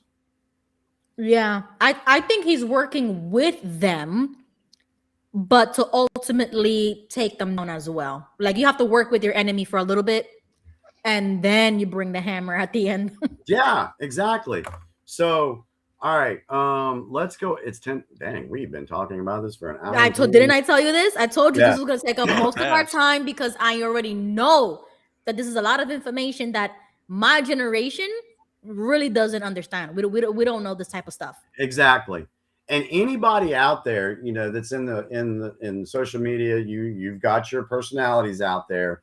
Well, hang on, we'll talk about that in a second, because that's going to lead into something else that's going to trigger. It might trigger Ruby a little bit. So let's hold off on that. Dallas came on the stage. Dallas, do you want to make a comment about the information this evening real quick before I share this video? Well, I'd like to. About the Iran, I know so much. I've gotten information about it. The old Iran, the pre-79 Iran, and seen videos, pictures, and the history of how westernized it was. Yeah. Right. In But the yet- past. And even as far back as the 1950s, things were going in the right direction there. That's when they were starting to go in the right direction, and when it was becoming modernized and westernized, and Exactly. And then the Islamists took over, like Jimmy said. And then that's when they started oppressing women. So if you really care about women, feminists out there, you should be all for what Trump is doing right now. And I'll be the first one to say I do change my opinion on this subject. When it comes to Iran, I'm all for it. Even though you guys know I'm anti-war and I am anti-geopolitical. But in this case, I think it's unique and special, especially with the theocracy going around here. So I agree with it. Thank you, Dallas. What changed your opinion? Well, the kid part. exactly. The part about the children, which I already did know about that, but it kind of connected it when Jimmy said it for some reason. It made that connection for me to be all for it. And because of the religious theocracy, because even though I do agree with that setup, because I would say I'm if it was Christian, it'll be different, but it's not, right? So they're oppressing women, they're raping children, they're run by pedophiles. So obviously I'm against all of that. So I only in this situation I would say I'm for it. Yeah, and as far as we look back with Obama, this one I'll just say let's speculation. All right, let's lead with that. But it has been said that the real Osama bin Laden was not killed by SEAL Team 6, and Iran knew about that, and they were protecting the real Osama bin Laden, and they basically told Obama, listen, if you don't give us cash, we're going to release to the world that this is the real Osama bin Laden, and you guys didn't take him out. That's alleged, okay? I have low confidence on that information. I can't say it for sure that I have high confidence on that, but it's been said. Hold on, quick question. Why would they fake it? Like, what would be the reason? Well, if you fake, he was a CIA, Osama bin Laden was a CIA operative. Okay. Got it. So, okay. I forgot that. Yeah. So that whole situation leads into the SEAL Team 6, which leads into the Benghazi, which leads into what really happened in Benghazi, which goes to Hillary, which goes back to Obama. That's a whole nother tentacle to this. But again, it does all tie together. So it is crazy. All right. So the reason I wanted to get everybody's opinion and talk about this stuff is to before I put this video up. This video is about 14 minutes long, but I want you guys to listen to it. It's from X22. Take it for what it's worth. But I really enjoy the information he presents. I'm going to let it play, and then I'm going to go out and smoke a cigarette and come back in, and then we'll talk about it. Is that okay with everybody? Yes. Yep. Okay, so let me go to, all right, YouTube, share. Okay. And I'm looking, my thing is about 20 minutes or 20 seconds behind. All right, let's see. Put it full screen if you can. I will. I'm looking on the YouTube channel. I got it on, it's like a 20-second delay.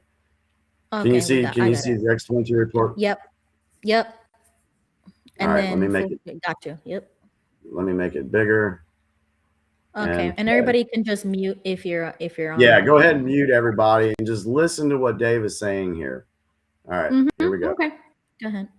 Let's get into the economic collapse, political and geopolitical news.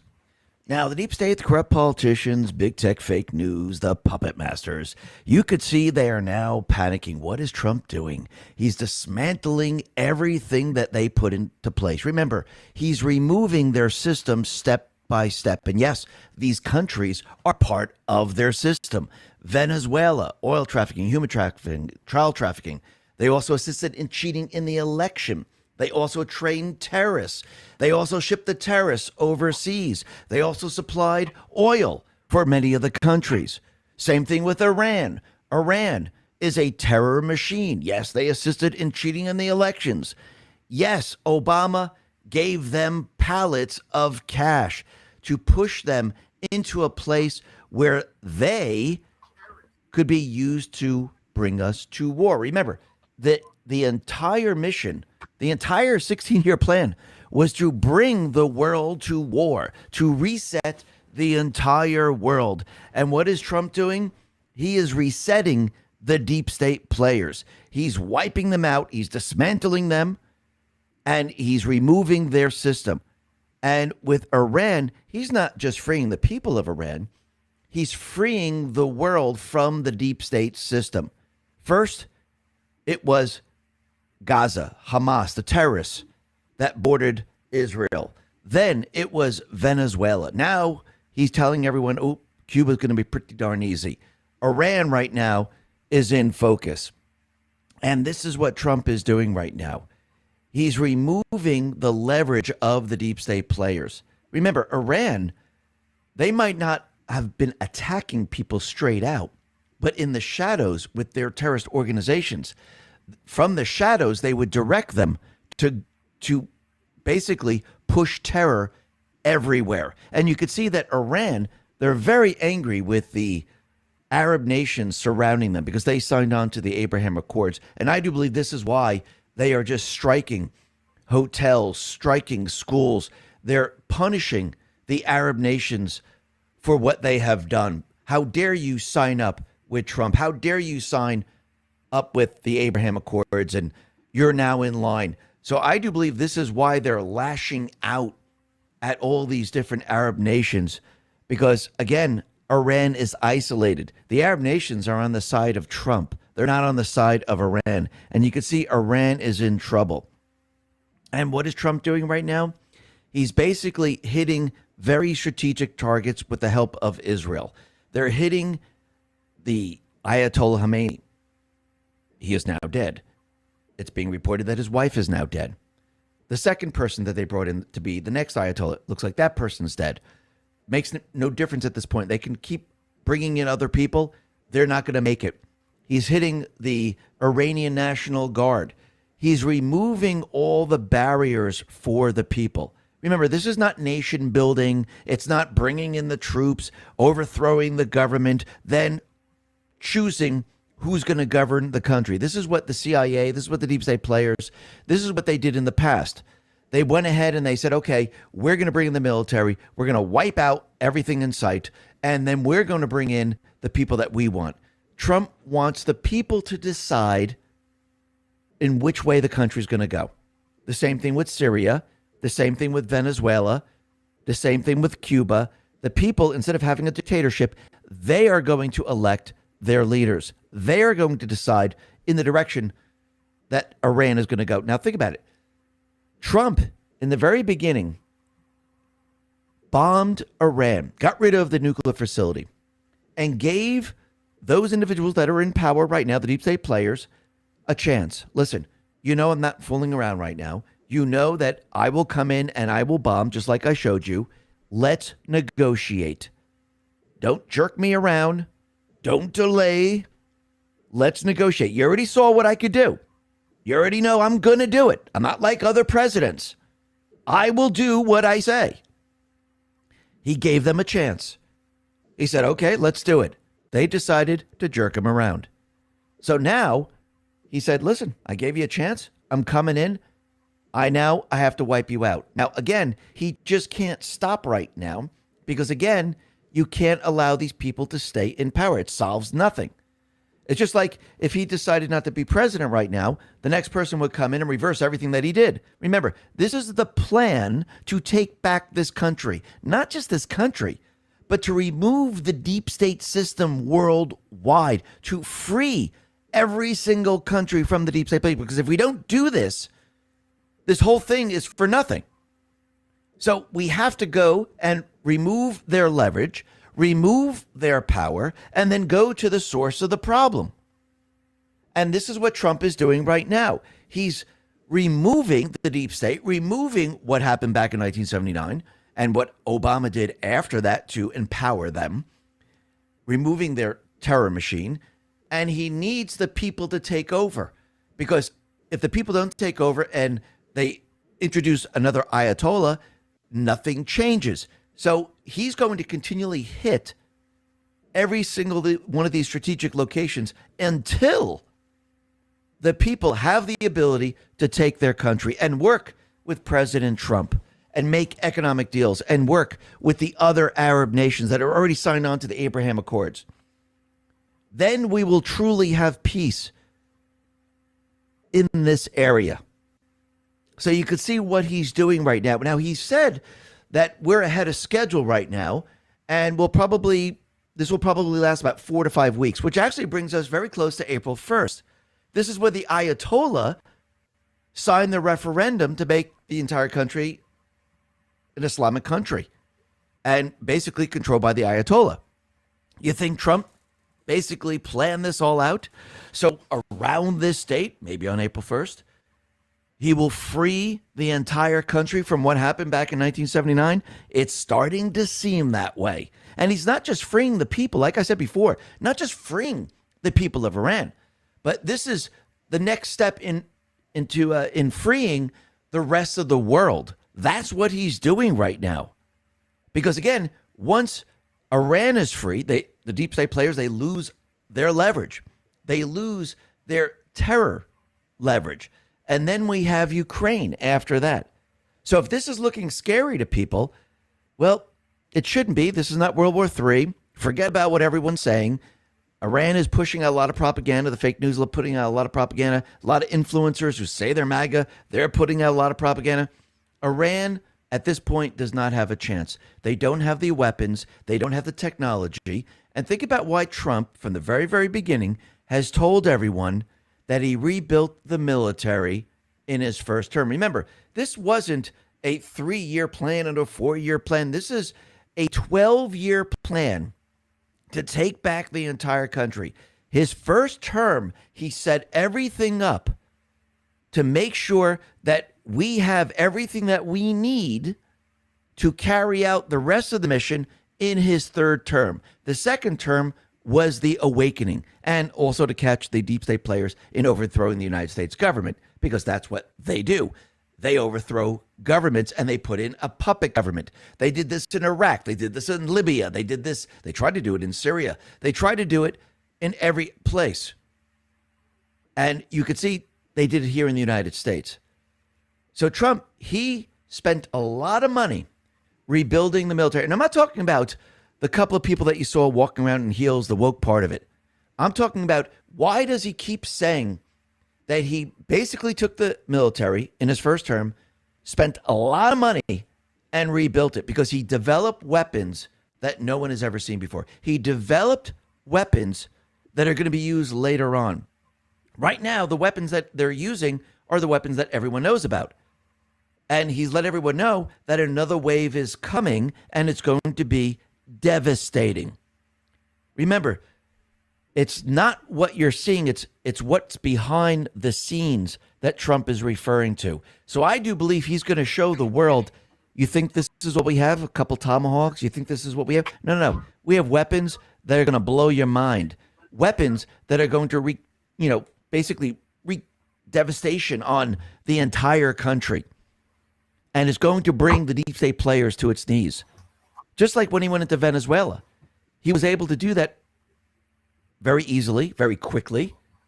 And the other thing that he's showing the people of this country and the people of the world is that all these wars the deep state told you about, and they dragged it on for years, well, that was a lie. The United States is powerful. The United States is strong. The only reason these things dragged out is because they wanted it to drag out. They wanted to continually fund the war hawks, the neocons. And that's why they always drag it out, to make everyone believe that, we're up against a very tough enemy. We can't win against this. It's done on purpose. It's almost like when you look at the different blue states and the blue cities and you see crime running rampant. And they say, we need more money. We need more money. We can't fight crime. What did Trump do? He came in with the National Guard. Remember, every single governor can do this. Come with the National Guard, cleaned up the city. No problem. whatsoever. Didn't even take that long. And then all of a sudden, homicides, other crimes, pretty much imploded on itself. And Trump said, look how easy it is. Just do the opposite of what they're doing and everything will be done. The same thing's happening now with war. What you're going to find out is that we never had to have 8, 9, 10, 12 years of war. We didn't have to be in Afghanistan that long. We didn't have to be in Syria. We didn't have to be in any of these places. Actually, most of these places was to push their agenda, but it never needed to be that long. If this was a true war, we could have won very easily. I mean, for example, if you look at Syria, remember when Obama told us we were going to be there for 10 years fighting ISIS because ISIS is so strong, we can't figure them out. No, what he did was he took the ability of the generals to bomb. He took that away from them and said, okay, I want you to bomb there, then over there. And you know what happened? ISIS expanded. Again, it was a trick. When Trump came into office, you know what he did? He said, listen, I'm going to give the generals back the ability to choose the bombing sites. And you know what he did? In less than a year, he obliterated ISIS. No problem. Very easy. This is what Trump is showing the American people. Everything that they told us is a gigantic lie. And they continually lie to the people. And Trump right now, he's freeing the world from the deep state. That is what we're witnessing right now.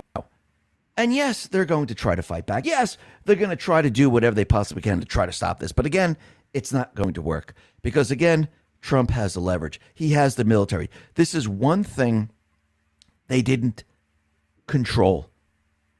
This is one thing they decided that, who cares? We'll just weaken the military as best we possibly can, until Trump came in his first time and actually rebuilt it. And now they're screwed. Think about that for a second. We'll be talking a lot more about the war a little bit later. All right. So, what's everybody think about that? Very informative. It's the same thing we've been talking about. He's slowly disarming deep states. He's going and knocking out their money train. Yep. In several different ways. Yeah. Ruby, you look like you look like you don't know what to say at the moment. Oh my gosh. This is it's almost like we had the pieces of this puzzle, right? Mm-hmm. And it was kind of blurry, but it's like you can tell where they go. But then once you actually put them together and you actually see what's there, that's where I'm at. It's like, if I would have never done this show, this series, or talked to you as much as I have, or like never navigated this through steps, I don't think I would have ever been able to be, shown this and just believe it. Like, you have to really walk somebody through this for them to finally say at the end of it all, like, damn, that's what it was. Like, there's no other way. Like, I was in the comments, like, we literally just spoke about this on the phone. They take it so long for something to be done even way before I was born. Like, these are problems that were manufactured, created, designed way before I even existed. So why is this happening, and why is it falling now? Like what makes now so special out of all of history? Now under Trump, everything is being revealed like this. It makes you feel like a part of something huge. Like this is history. Every little thing that Trump is doing is something that would have never seen if he would have never became president. If he would have never, like any of these things. Yeah. It's him. Like, that's why I say he's the best president to have ever, at least in my existence, the best president ever. Yeah. The only thing I'll say to that, Ruby, to add to that is, Trump is the president or the commander in chief. Mm-hmm. So we got to remember that this is a military operation, and the military chose Trump to be that person that was going to be that public figure to put this stuff out here and everything. So Trump is, he's making moves. He's doing what he has to do, but he's in full step with the military, and the military is controlling a lot of this stuff.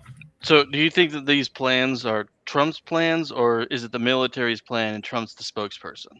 I believe that it's the military plans. And the reason I say that, Right. the reason I say that is because this goes back to even after the shooting of JFK. There were people back then that wanted to expose the deep state because they knew who they were. I mean, JFK said, I will take the CIA and splinter it into 1,000,000 pieces or 1,000 pieces or whatever he said. So he knew, but he went and fought. This is what I was telling Ruby on the phone. He went at the deep state directly and they took him out. Ronald Reagan said the same thing. He was going to go after the CIA or the secret, societies. They sent him a message by sending a bullet his way. Right. So the military had to realize, okay, if we're going to stop this infiltration, expose it, and defeat it, we can't go directly at them. We got to one, cut their source of funding.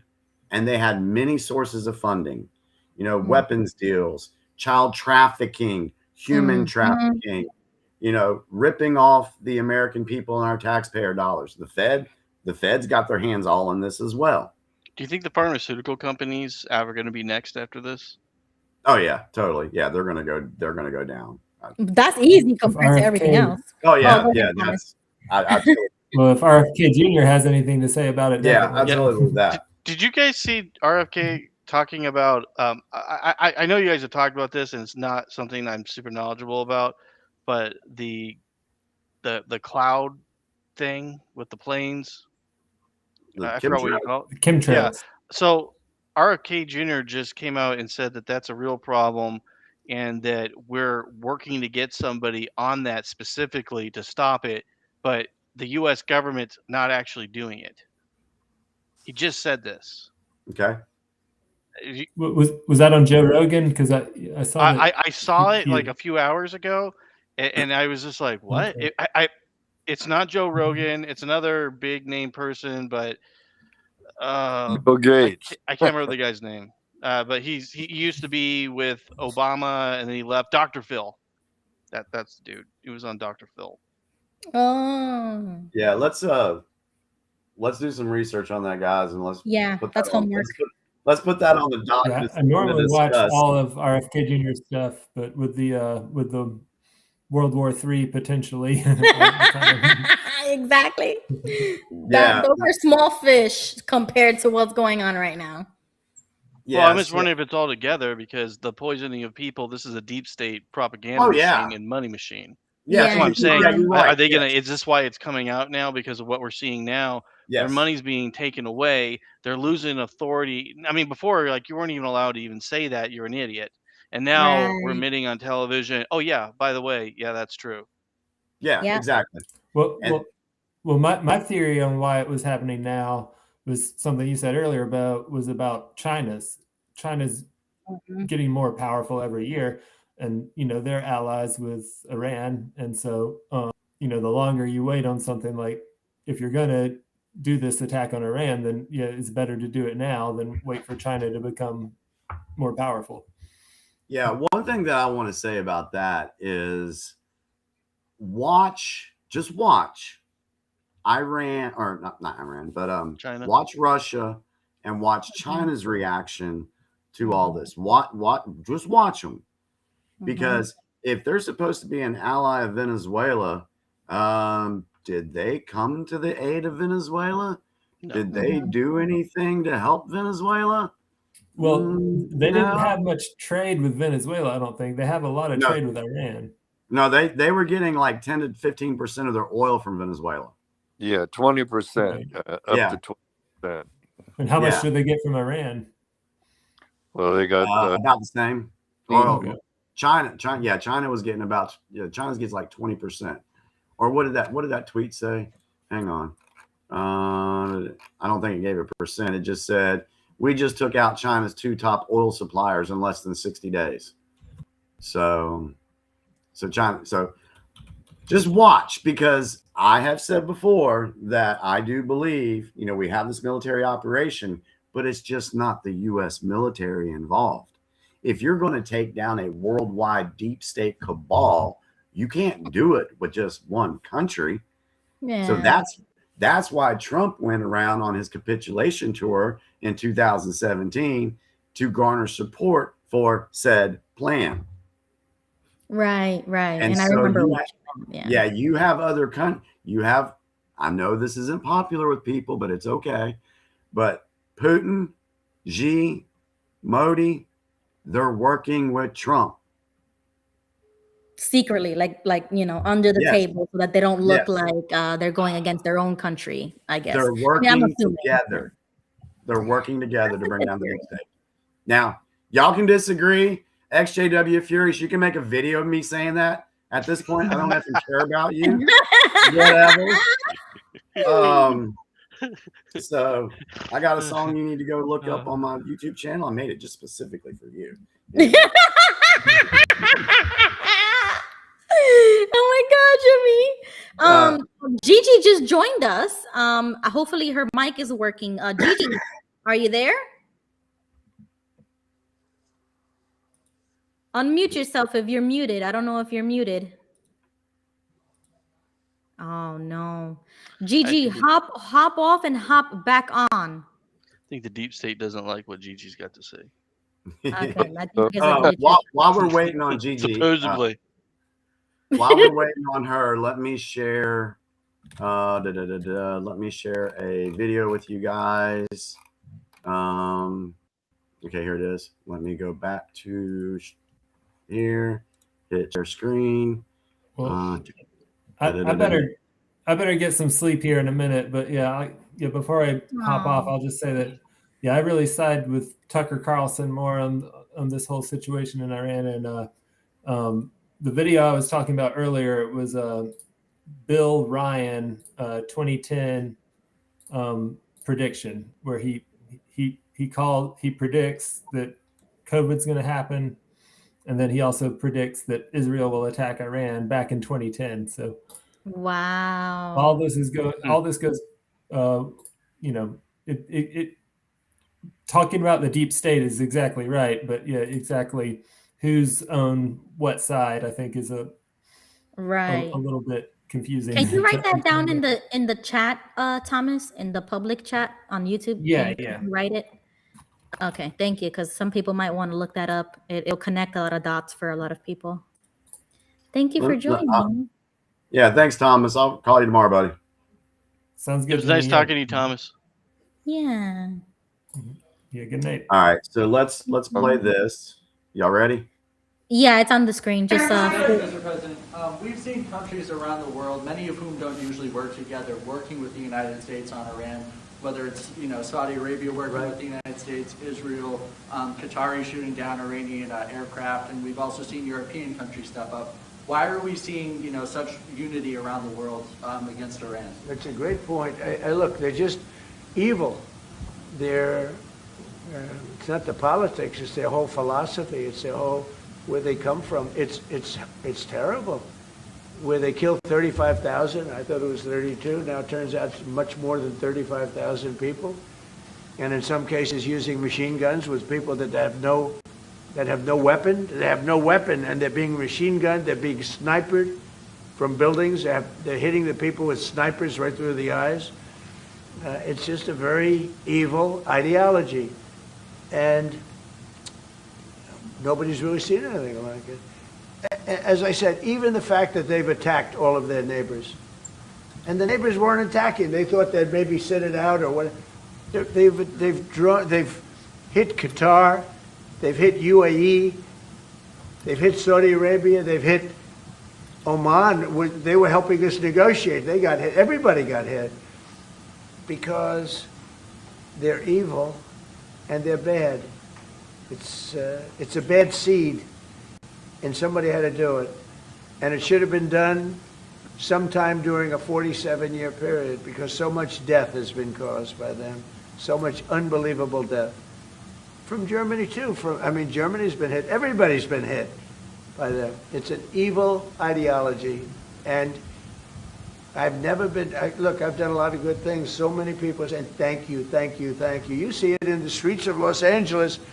They have thousands of people. I saw it the other day. Pictures of Donald Trump. And I'm on the phone, probably talking to you, and I'm looking, and I see my picture, I say, oh no, it's another, protest.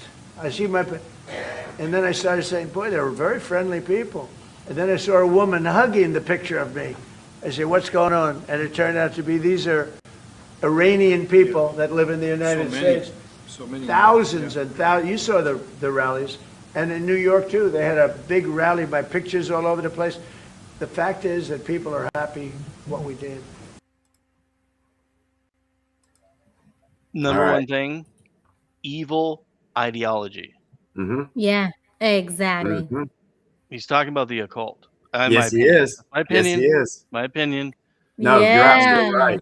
Occult, they claim that they're direct descendants of Muhammad, and so that makes them the true religion or philosophy for Islam. The true Abrahamic religion.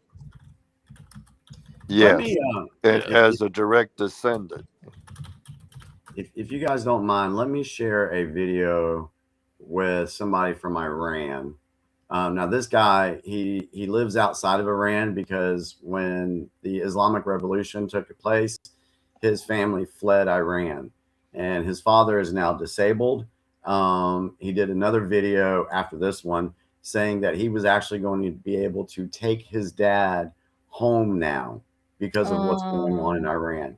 And maybe I can find that. That's beautiful. And that's what they should be doing. Like, this is exactly what this is what we want for them. We want them to go back home. We want them to control their own government and vote for their own people and get married and have families. Exactly what we have here. They can have it in their own country. It's not exclusive just to America as if we're superior or something. We're really not. You just need to have your own constitution, your own borders, your own everything. There's nothing wrong with that. Yeah, so let me share this real quick, Ruby. Yep, got it. All right. And let's see. Let's go here. The Ayatollah Khamenei has officially been killed by the U.S. in assistance with Israel. Thank you, President Trump. I've believed in you from the start. I had the faith. I knew you could do it. I've got some beef with Netanyahu, but I do appreciate their assistance in this operation.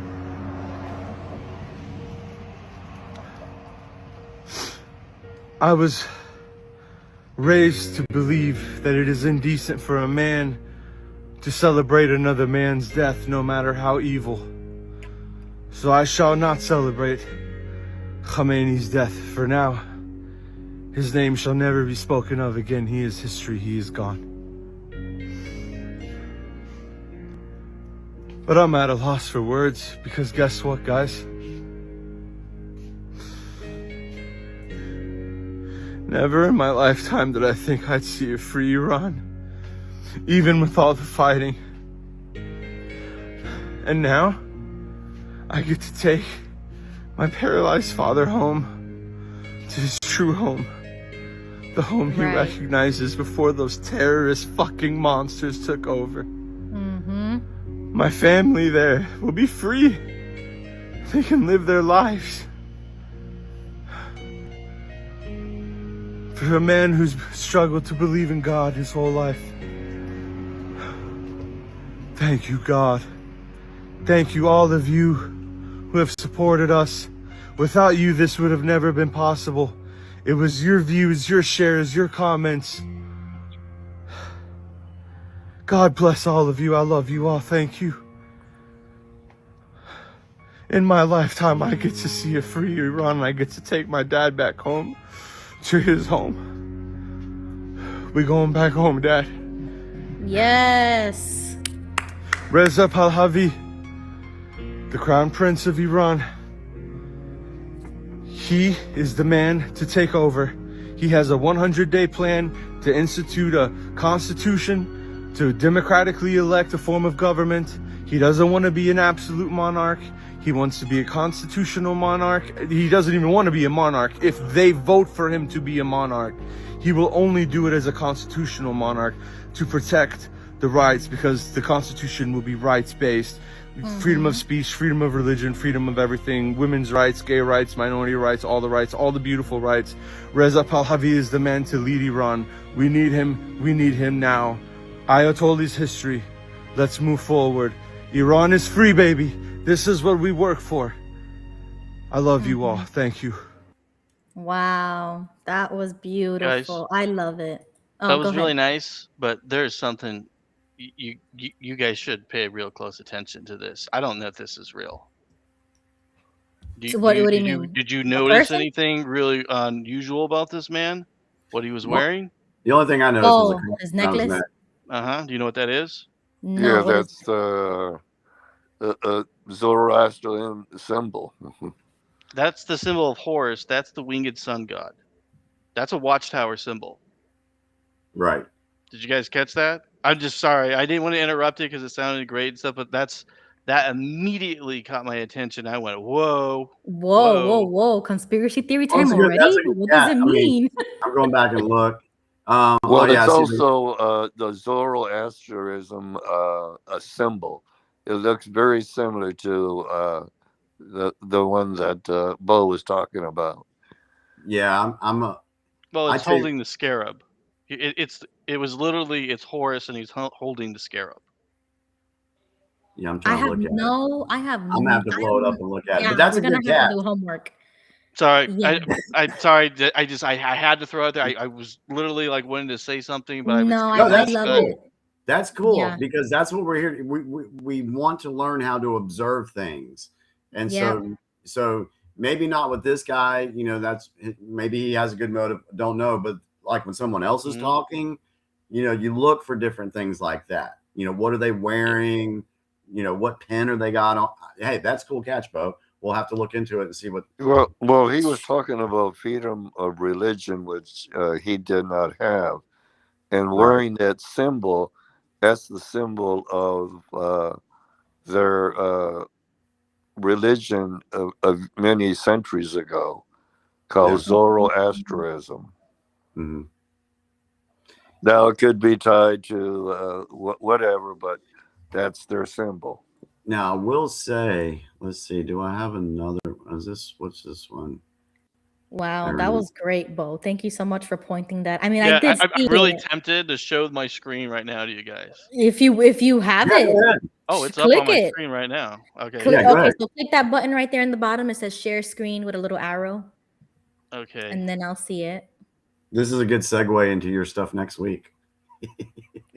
Well, I'm clicking on it, but okay, there it goes. I don't know if you guys I can see see it it. now. Yep. So it's right there. And then just so you guys understand, this is Watchtower symbol.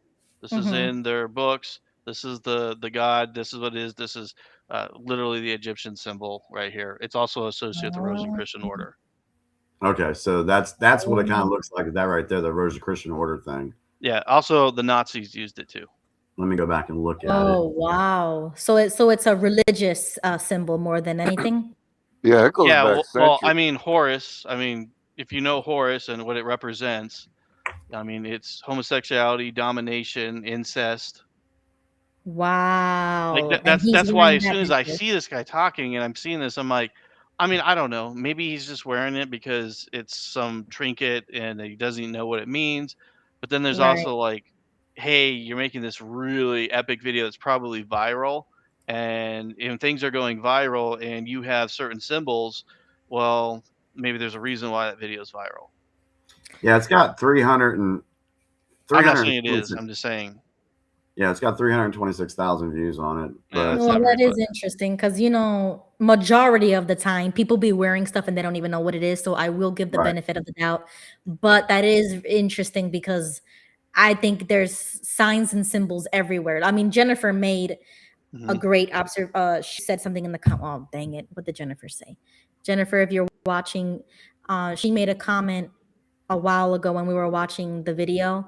And I was like, ooh, good catch. Oh, she said President 47 and the Ayatollah destroyed in 47 years or something like that. So 47 and 47. I was like, oh my gosh, Jennifer. Yeah. Like you see, there's always something to like notice. And sometimes we really glad you guys are I mean, on that top of it. symbolism, even like biblical scripture is wrote with the same symbolisms. Mm-hmm. Like if you read the Bible and the New Testament is constantly making symbolisms and numbers and references to things that are, you know, in the original text. Yeah, it's a bunch of metaphors for you to think about. There's the meaning, and then there's the hitting meaning. Anyway. Yes. Totally derailed the conversation. Sorry, I did it again. Sorry about that, guys. It's all right. Yeah, like I said, you're going to be taking over that whole show the next time with all the cult stuff. Yeah. So I'm totally looking Well, forward to that symbol is also used by the UFO alien type people. Yeah. They wear that same symbol. The eye of Horus, the winged eye of Horus. So what I'll say, yeah, we're gonna get into all that when Bo does his part. What I'll say though on this situation with what the guy was saying, I'm gonna look at the context there. Take him out of the picture. All right. Let's forget we ever saw his video. But there are thousands of other people out there, Iranian citizens, making similar videos to what he said. Well, I personally know and had worked with people who are Iranians, have been living here since 1980, and they wanted to always go back home. Yeah. Right. They had to make a life here, but their heart is really back home. Yeah, Iran, it's a beautiful country. It's a beautiful country. And so it's not all dust and desert and things like that. So these people want to go back home. And they should be able to go back home without feeling the suppressive type of government that they used to have, you know, like nobody wants to live under that type of a government. And see, and those people who left Iran, they are what we will call a true refugee. Okay? Because they left. So when you have people here in America, the liberal side, the ones with TDS saying, oh, we need to let all these refugees in. Well, no. A high percentage of the people that were crossing our border were using refugee as the reason they were coming to the country, and they weren't fleeing anything. Right. Not like what the Iranians had to deal with. Yeah. 77% of them were criminals. Exactly. And like, what are the statistics? Like, what are the odds that of all of those people, of the, you know, whatever the number is now, 77% of them were criminals? Like, how do you even, how's that even an accident? It's not even statistically possible to have that many criminals show up at one place at one time without it being organized. Like, it's statistically impossible. No, it was well organized, very well organized. And Trump went in and shut that crap down. And so, because listen, when the Maduro thing happened, like I said before, if he wouldn't have gone in and deported all those criminals would have been starting stuff on our streets. So this is the answer to the folks that say, well, how is all this America first? It is. Hello. You know, he kept people from causing crap on our soil and hurting Americans by doing what he did. So he's putting America first in this sense as well. He's trying to kill two birds with one stone here. So hopefully the people can set up a stable government. And then I think that if they were to be stabilized, that they would be very reminiscent of what we did with Japan. Yeah. I think they could quickly get to, like, let's say, not a third world country standard very quickly because they have the money and resources, but there's so much crime there that you can't get anywhere. Iran was a true ally of the United States before the revolution. Well, it was technologically almost as advanced as the United States before the Muslims took it over. The administration. I probably have some videos on that. I agree. I've seen it. It was they were up with the times, and they even had Western fashion and all that. I've seen and also it's beautiful, and it was a big tourist destination. And I've met Iranian folks, and most of them are friendly. Yeah. Mhm. And I do love them. I've met friendly Afghan folks. There's decent folks, and even patronize their businesses. So, Wow. That's good. That's good. That's very commendable of you. all Because right. they're over here trying to make a living and wishing they could go back home. Exactly. Yep. So, all right. So we've been talking about this for 2 hours.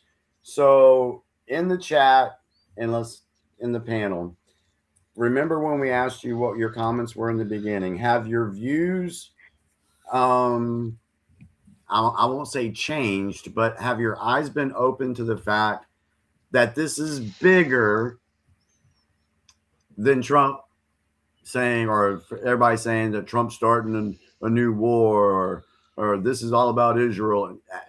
Has that changed a little bit? Are your views a little different now? Are you open to looking more into this? Because it's bigger than all that. What's the chat? What do you guys think in the chat? We're gonna give a minute so everybody can type. What's your thoughts so far, Ruby? Oh, I'm 100% for it. I mean, I am. You guys, if you've been watching me for a while now, you already know how hardcore I am, being an isolationist, not getting involved politically with other countries like this. I do wish that they could have done it themselves, but if they need, or if we need to intervene in something like this, I could see why we would need to, since they can't get themselves out of this situation, how deeply rooted and corrupt it really is with the deep state and all, because we're dealing with the exact same thing too, so I get it. Yeah. Now the Israel part, like even like what the guy said, I totally agree with him. He's like, I got some beef with Netanyahu, but I appreciate the help. I agree 1,000%. I got so much beef with Israel. I don't even. Yeah, if we'll get banned on here if we start talking about it. So, y'all already know how I feel about that. But if we're gonna use Israel, okay, so sometimes we do have to work with our enemy and use them to our benefit. I think we can use them in this way. But are we really allies? I don't think so. I think we're just using each other, and that's not 100% a bad thing. But sure, I'll use them as a doorway into taking everybody else down. So I am supportive of this, and I am supportive of what Trump is trying to accomplish. I'm not sure if it would go the way we want it to or the way they want it to, but at least we're gonna have a real change, at least. Like how the X report, he said, X22. Yeah. yeah, he said we cannot have another Ayatollah because then nothing will change. We need to wipe them out continuously until the people themselves do something, or elect somebody, or like something, because it'll just continue happening. I agree with when he said that. Did you hear Prince Pahlavi has been working on this for years, and I think that there's a plan already in place. There you go. That's what I'm talking about. So if it's something like that, and I didn't even know about that, Prince, so that's interesting. I'm gonna have to look that up. But if that is the case, I am for it, because I'm not totally against monarchy. So if they can work it out, that'll be even great. I'm supportive. I'm supportive of it. Ruby, you did hear that they did elect a new Ayatollah, right? Or they appointed one, right? But they wiped him out too, right? They took him out in 8 hours, Yeah. and he got the. That's what I'm talking about. Yes, That is the worst support job that. promotion ever. Yeah, and it was like it was in the Guinness Sorry, Book that was of World- really inappropriate. I should not have said that. I'm sorry. That was really bad. I apologize, guys. I should not have said that. It was in the Guinness. I think he does go into the Guinness Book of World Records as having the shortest reign of anybody in that position. Yeah. 8 hours. So. Yeah, it's okay, Bo. It's okay. This is this place to do it. Nowhere else can you talk like I know, this. but So I want to try to be place. somewhat professional, and that was really. I'm okay. Okay, not professional. I'm trying to be more Christian. Okay. No, I get that. I struggle with that a And lot. it's really, really struggle. hard because I'm the exact opposite of you guys. Yeah. So you guys were nicer and then started to become more vocal. Yes. I'm the Yes. exact opposite. I was Right. over the Vocal, and now top you're vocal, and now I'm calming down. yeah, yeah. All right, so let's what's the chat saying about how they feel about tonight's episode so far? Oh, Fighter is in the chat. Hey, Fighter. She says not gonna happen. Ayatollah Khomeini's son is still alive, and he's probably gonna take over. And if it does happen, guess what? I think they're gonna wipe him out too. So until we have a real government in place, I think they're gonna continue wiping it out. Yeah, me too. I think Israel will take him out probably in the next few Yeah. days. JG says night's live stream has given me much to think about. I need time to let this marinate in his brain. That's a good answer, JG, because it's a lot of info. Exactly. And you do need to this is just me, but I'm just going to put it out there. When I'm dealing with political differences or just like trying to figure out what I believe in, you guys already know how I believe in both. I believe in my Christian values and my political values. Mm-hmm. So sometimes you need time to really think about that, because it can either contradict your values when it comes to your religious beliefs or values and politics, or they can work together. And I do believe that they can work together. So when I look at this stuff, sure, I'm anti-war because I don't believe in killing people, right? That would be like a Christian thing to say. But at the same time, we need to end corruption, and there's no other way to do that. So if it has to be violence, then it has to be violence. I mean, there's war even in the Bible. So sometimes you have to really meditate on these things. So I appreciate that. If you're a Christian, Jesus says if you don't have a sword, sell your outer garment and buy one. Good point. Thank you, Joseph. There is that old phrase. Yeah. And in the Bible, it doesn't say you shouldn't kill. It says you should not murder. Yeah. Exactly. And so that's what I'm talking about. It's like when you're not murdering when you're fighting your enemy. Exactly. Yeah. Exactly. So that's important. Go ahead, Jimmy. I like Steen's comment. I saw it and you were getting ready to talk and I started laughing a little bit. But where it says, I humbly accept the position of supreme ruler of boom. Exactly. And that's so messed up, but I guess that's true. That's very true in this situation. I love our chat. We've consistently had over 30 people on with us tonight, so we really 33 people, Jimmy. Yeah, you're gonna have to come back to me with that, because it was 33. So now let's pivot for a second. We've got about another 30 minutes we can go this evening. So we've seen what we've seen. We put the evidence out there of why this has taken place. But we were also told, and this is where we were also told that to be careful of who you follow. And for years, I even put that out in the XJW community, even back in 2020, to tell people to be careful who they're following in the XJW community. That rings true when it comes to this digital war and who you're going to listen to. We were also told that there would be a point to where some people would present themselves as MAGA or true patriots, but when the crap really hit the fan, those masks would come off and they would turn. And that's what we're seeing this week. If you're not on X, you're not on TikTok, I don't know if you've seen it or not, but there's a lot of people now that are being, allegedly accused of being fake MAGA. And there's a whole list of them. Really? So one that I wanted to share this evening. I got one too. Don't worry, Jimmy. Go ahead. All right, cool. Let me share this one with you guys, and then we'll talk about it, and then we'll have Ruby share hers. So let's see, share screen. This is gonna be delicious. Yeah.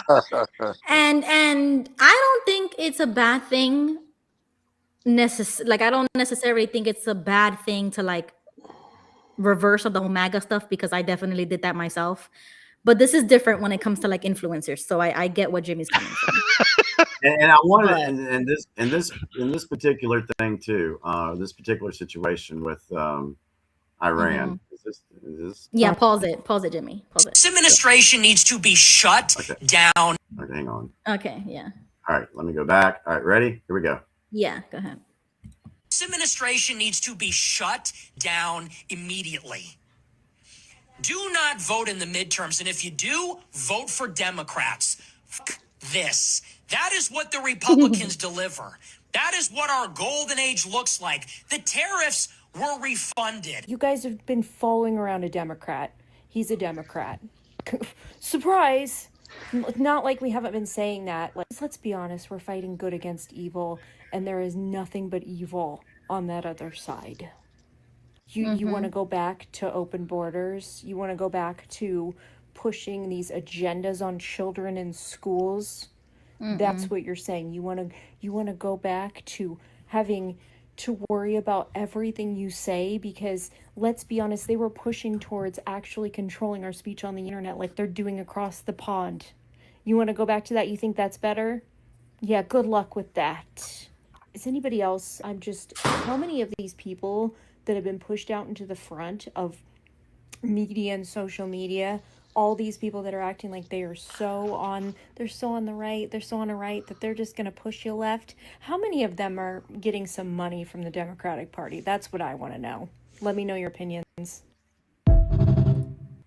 Oh yeah, that dude, we talked about him. He is 100% Democrat, and he always has.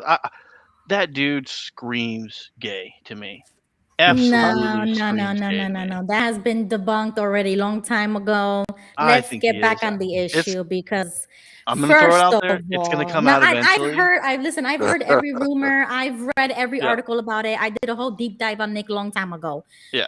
I know where you're getting all that stuff from, but I'm just going to. Oh, no, I'm not saying. I'm saying by the way he looks, his talk, his mannerisms. If I didn't hear his. I mean, I know he doesn't say that, but I'm saying the way he looks, acts, mannerisms, if I didn't know the things that he says typically, I would think that that's the kind of individual he is. Now, I will say in that video, it caught it from the end of what he was saying. There was a build up to when he was saying, vote Democrat. And it was horrible. I was like, are you serious? Yeah, he's a rhino. Yeah, but okay. Well, not a rhino necessarily, but you see, you're gonna have to watch it. Like Jimmy said, there is a buildup, and that's not the first time he said stuff like that. He's been saying this for a while now because of the so-called like failures of the Trump administration, in his opinion, because Trump is not doing enough. He says, and I've said this to you guys too before, like when I told Jimmy before, like I don't trust Trump, and I'm like, where are the mass deportations, etc., right? A lot of people felt like we were being let down by Trump because we weren't seeing enough being done. Now, that's because he probably doesn't believe in all of these backdoor operations and things like that. Whereas I kind of do. My mind is a little opened more to that. So I'm a little bit more like white-pilled. But Nick has those streams where he's like totally black-pilling. He's saying it's such a failure and that we shouldn't, we should be demanding more of the Republican Party. I do agree with that. But to vote Democrat, absolutely not. You see, that's where he goes a little too far. But I would not consider Nick to be anti, like if he was MAGA and then not MAGA anymore. I wouldn't consider him that because opinion, he's not really MAGA. He's American. So if you want to talk about here's my thing with guys like Nick. Yeah, I wouldn't want them in a foxhole next to me. Yeah. I'll just say that. We're going into combat, Jimmy. You have him as a possibility to defend you, or you could have me. Oh, I'm taking you all day long. Who do you think is more likely to go get some? Yeah, but we know you more, Bo. This is some streamer. Okay, let's put it in context. This is some young adult streamer who started out in politics right-leaning and then went far right to some opinions, right? Trump comes along. He's a total, diehard fan of Trump. And then he starts noticing all of these, what we see and what we talk about. Yeah. Then he goes on to do America First, and that's been his brand since forever, America First. So I wouldn't necessarily call him MAGA. I would call people MAGA like the Megyn Kelly types, Benny's, Dan Bongino, which that's a guy who I can agree with you was super MAGA and had his show and everything, and then as soon as has a position of power, they backtrack. And now can he I ask wants you to one go. question? Since Yeah, you know more about Nick than any of the other people here, in my opinion. Mm-hmm. Okay, just real quick. A little bit, because I don't watch his stuff. Okay, but it's you like, know more I about Nick understand than where I he's do. coming from. Yeah. Yeah. So, in your opinion, so you got Nick here. Nick is telling you to vote Democrat, is what we just saw. Do you think that Democrats are America first? No, absolutely not. Their party has been compromised long time ago. So I wouldn't vote Democrat. No. Do you think that Nick still has that position, or would you still defend the position that he's America first? Or do you think since now that he's leaning towards Democrats and telling us to vote for Democrats that he probably shouldn't have that title? I'm just curious. No, I think he's just saying this. I don't think he actually believes it, because So it's like a show?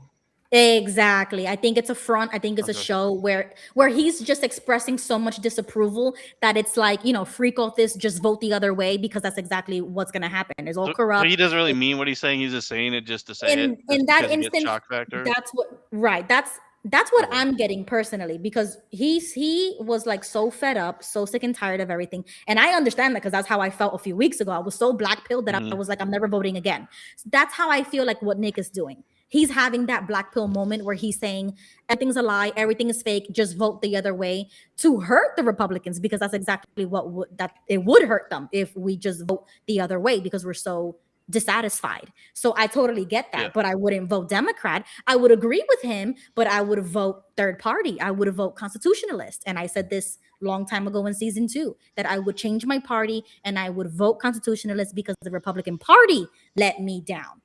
It wasn't conservative. So when it comes to the Iran situation, because that's been the theme this evening, we need, when we're talking about these individuals, we need to take note of those that are not celebrating, because, in the streets of Washington, D.C. this week, it's been absolutely flooded with people cheering for Trump killing, what's his name? Khamenei, whatever the hell his name is. And that's historic. Right. But the list of would be, allegedly could be traitors is long. Let's take note of those not celebrating. Now, this is a tweet from Proletario, another person in the information war, and this is his list. Now, it's going to trigger some people. I mean, there's a couple on here that I'm like, damn. But this is the list that he's put together.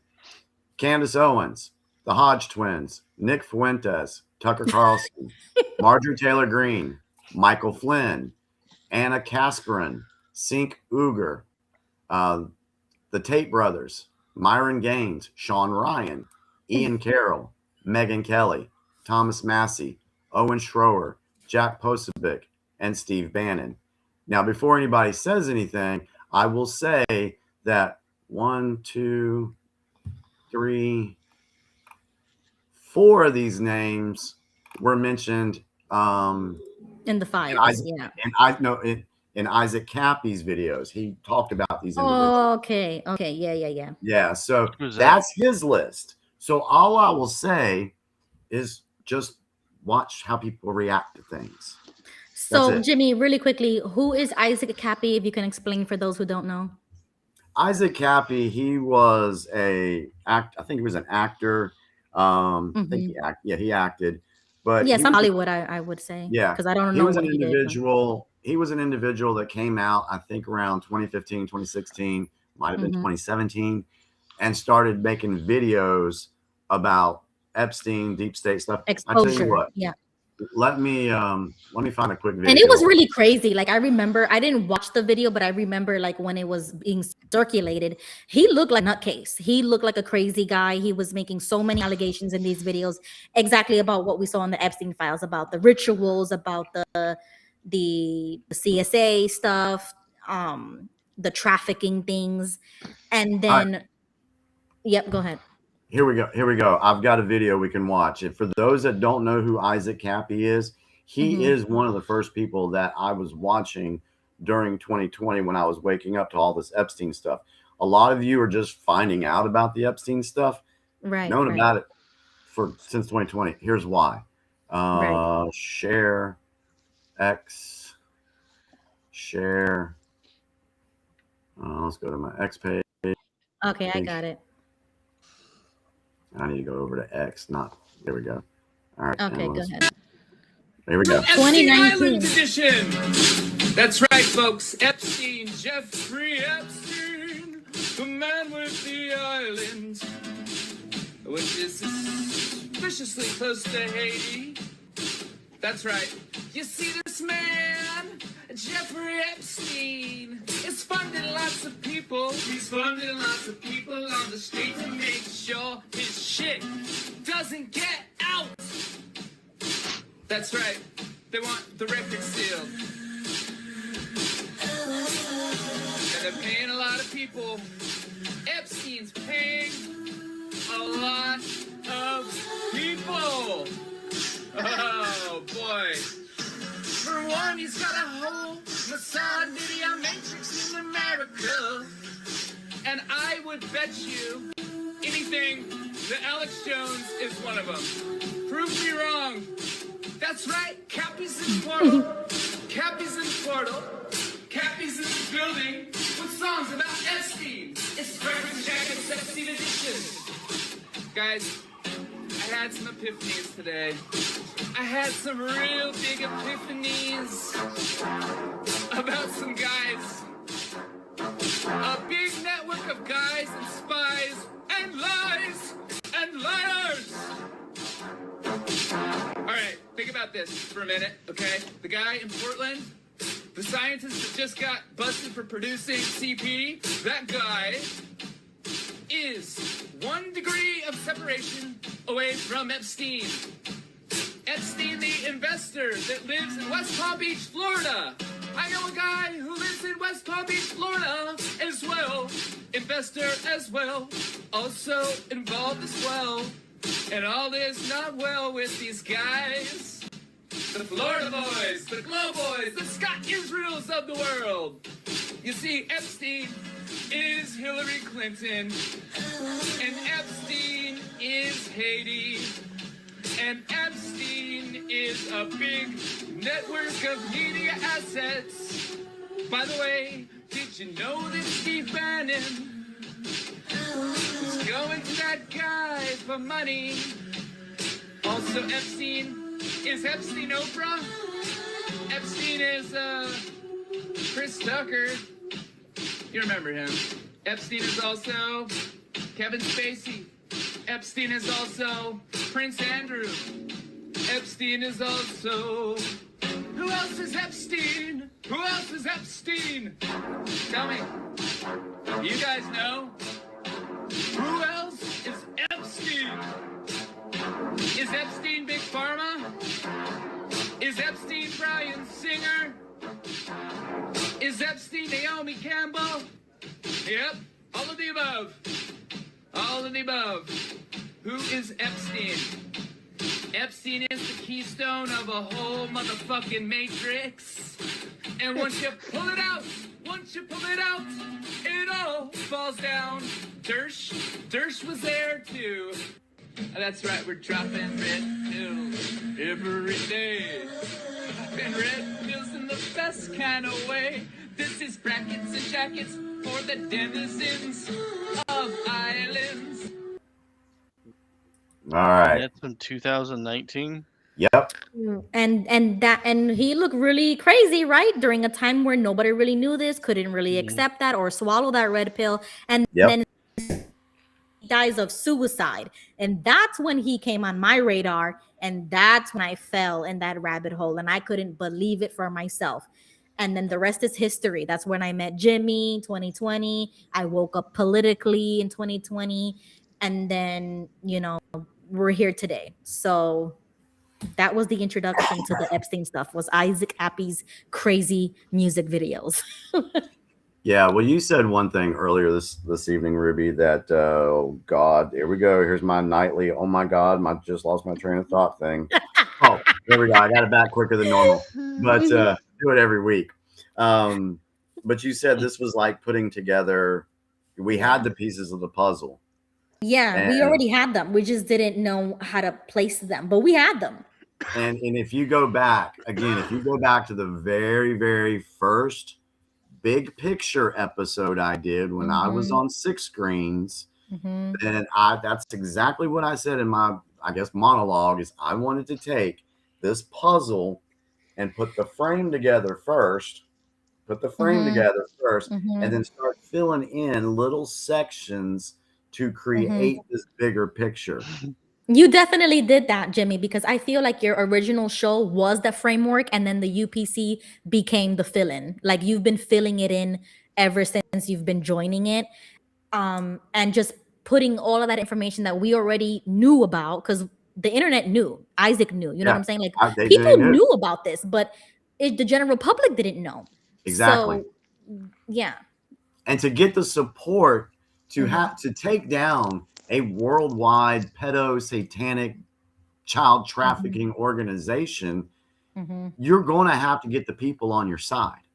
Right. It's got to be supported by the people. And the only way to do that was to bypass the mainstream media because they're not going to tell you the truth.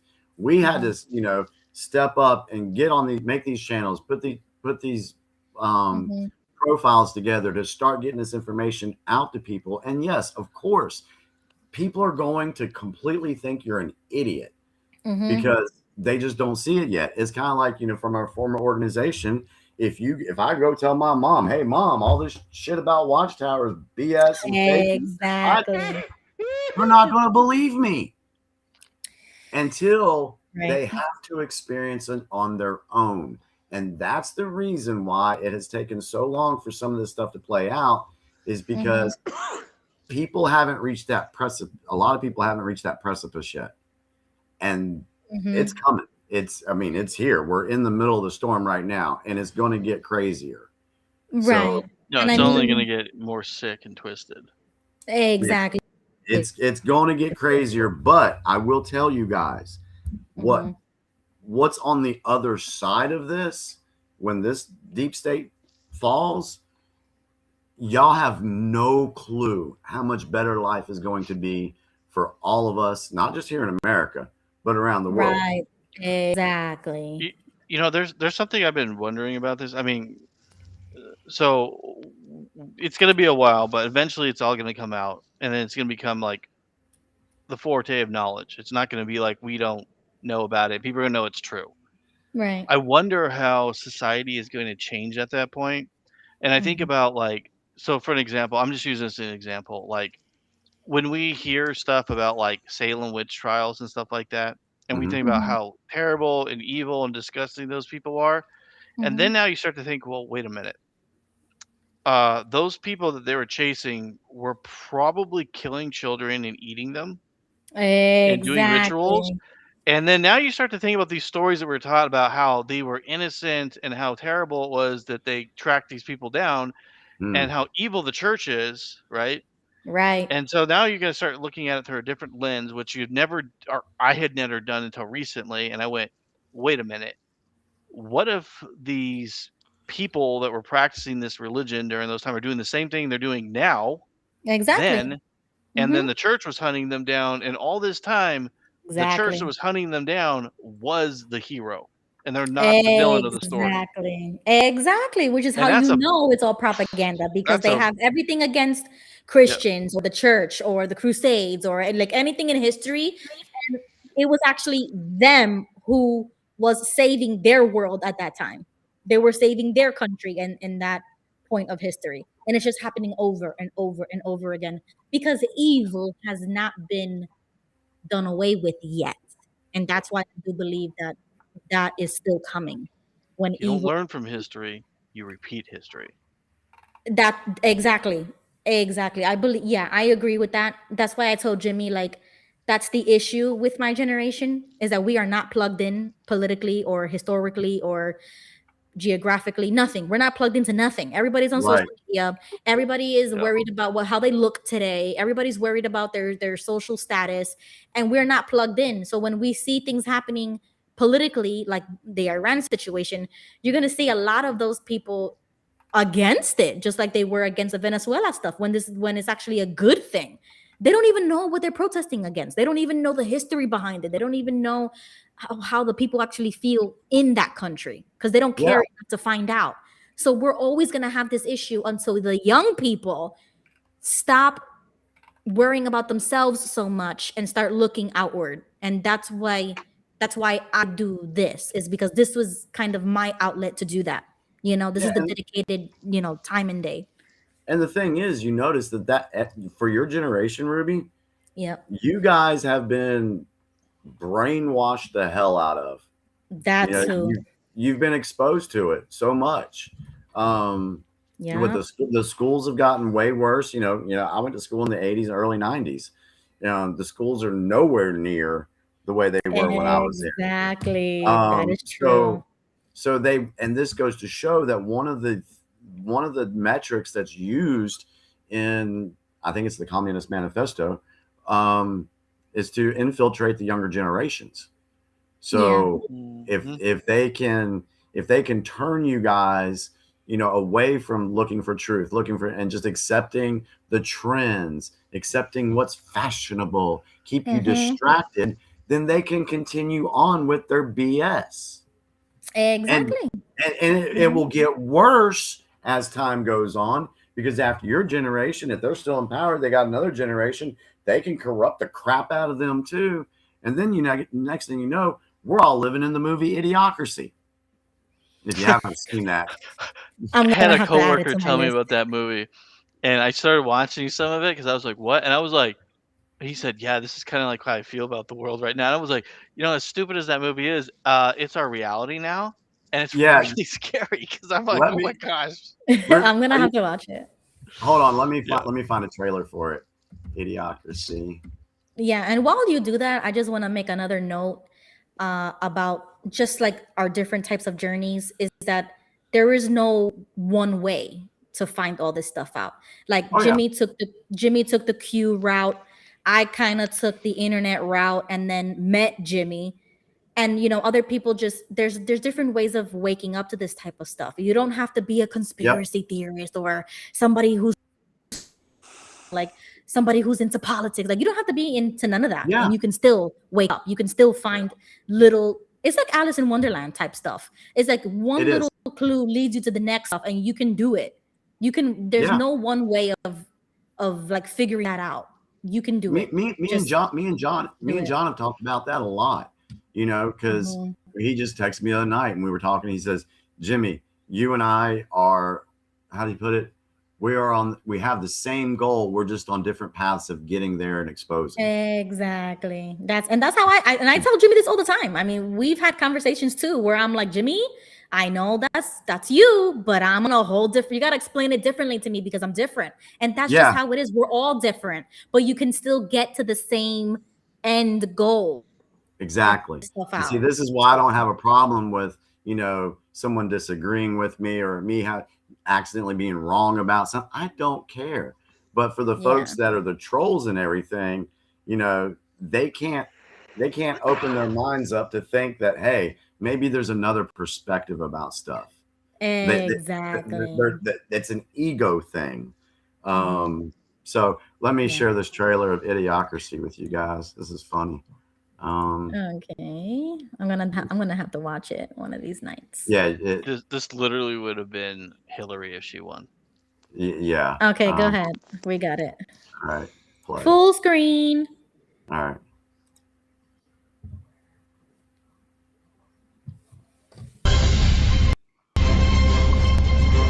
At the dawn of the 21st, the Army began a top-secret experiment. Meet Joe Bowers, our first subject for the human hibernation experiment. As you know, this is highly classified. However, if successful, we believe humans can be stored indefinitely. However, the trial run was prone to human error. See you in a year. And Joe slept slightly longer than expected.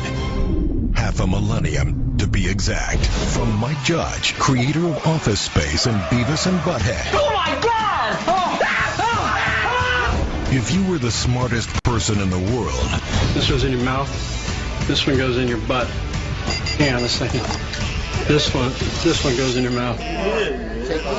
And we're stuck with the dumbest people in history. If you have one bucket that holds 2 gallons and another bucket that holds 5 gallons, how many buckets do you have? 2? What would you do? Excuse me, I'm actually supposed to be getting out of prison. You're in the wrong line.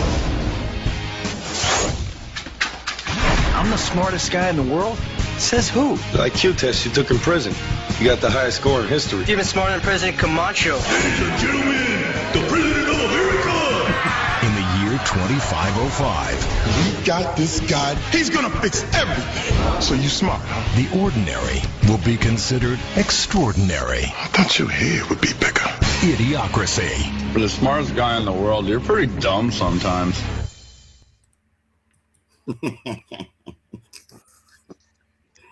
I'm gonna totally watch that. It's Joe Yeah, Biden. It's great. It's literally Joe Biden. That's a good one. Wow. Let me look for something while you guys. I'm gonna look for an intro or outro song for tonight. I like how you guys were talking about how there's different ways to the same road. Sorry, and hang on, different sorry, bro. personality Do what? What did you say, You Bo? okay? Oh, I was just saying I like how you guys were talking earlier about how there's different personality types, and yet you don't have to be the same, and you can get to the same conclusions. You can find out the truth. I really like that. Yeah. I mean, it is true. I mean, you've got different people, different generations. All you need Yeah. to do is Mm-hmm. look at facts, because I like the saying that facts don't care about your feelings. Yeah. Yep. I tell you what, I Exactly. got a shirt I got a shirt in my closet that says "Facts over feelings." So, surprisingly, imagine Yeah. that. Anyway, Ruby, I guess we can do Wide Awake again tonight if you wanted to for our outro. Well, we listened to that one last Tuesday, right? Yeah, we did. Okay, because like I don't know if you said this earlier, but we're gonna try and revamp the song because I do want to like rewrite the lyrics, but it has to be perfect. You know what I'm saying? Like I'm a perfectionist when it comes to this, so I'm gonna rewrite the song. I'm gonna do another cover of your song and see if we can find a really good outro because I want the outro to be hopeful, white pill, kind of. Because, in the beginning, the intro is really strong, it's powerful, it's like, like all up in your face. But I want the outro to be a little bit softer, but with the same energy, just softer, if that makes sense. I have a vision. I just don't know how to If you want to gossip, go to the 6 screens. Can you make sure that's added in there? Yeah, right? Like, I did not catch that until like recently, and I was like, "Wait a minute!" I was like, You didn't? no, Oh, Bo, no." come But I was on. here, and I was like, "Yeah," and I was like, "What does that mean?" Wait a second. You mean to tell me you caught the guy's necklace, but you didn't catch my lyrics in the know. intro? Are you I know. serious? Yes, it took me like I'm not even like I think it was like 3 episodes or something ago that I finally realized what it was, and I was like, "Wow!" That's why we call ourselves unrelenting. Yeah. We don't care. And I wrote all that in the song. So I really thought about this. It took me about 10 minutes to write it, but that it was very thoughtful, and I told Jimmy we gotta put this in. Well, We I have to totally make it feel where work. you're coming from, though, because that whole thing Yeah. that went down, and I'm like, yeah, when certain things are making videos about you, I got to experience it too, and I'm like, you're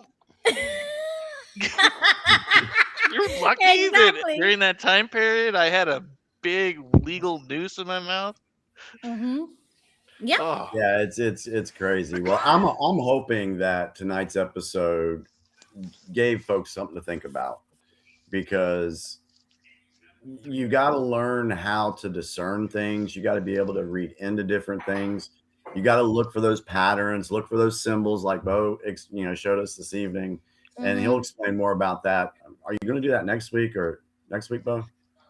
Ruby, is it next weekend or next Tuesday? I thought I it was don't next know. week. That's why we asking you, because we don't know. It's ready to go. When you guys are ready for it, it's completely ready to go. Well, let's do it next It's week. just sitting there. Yeah, Let's do that'd it. be good. Everything is in symbol. Yeah. Yes. What I mean, all even this stuff that. Sorry.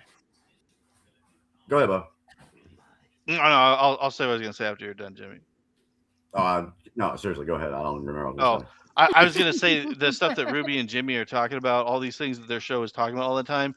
Once I show you that stuff, you'll have a really good perspective of what you're looking for. You'll know how to look for it. You'll understand why they do what they do, the lying, the deception. You'll understand that there's reasons behind it, and then it'll make sense. Like a lot of stuff that didn't make sense to me for a long time. It's because I didn't know this part of it. The culture is how I'm going to say it. And then when I learned Mhm. why they do this part of their culture, then I would go, oh, well, this makes sense why a certain religious group does this, why they behave this way, why these certain religious leaders do these things that don't make sense.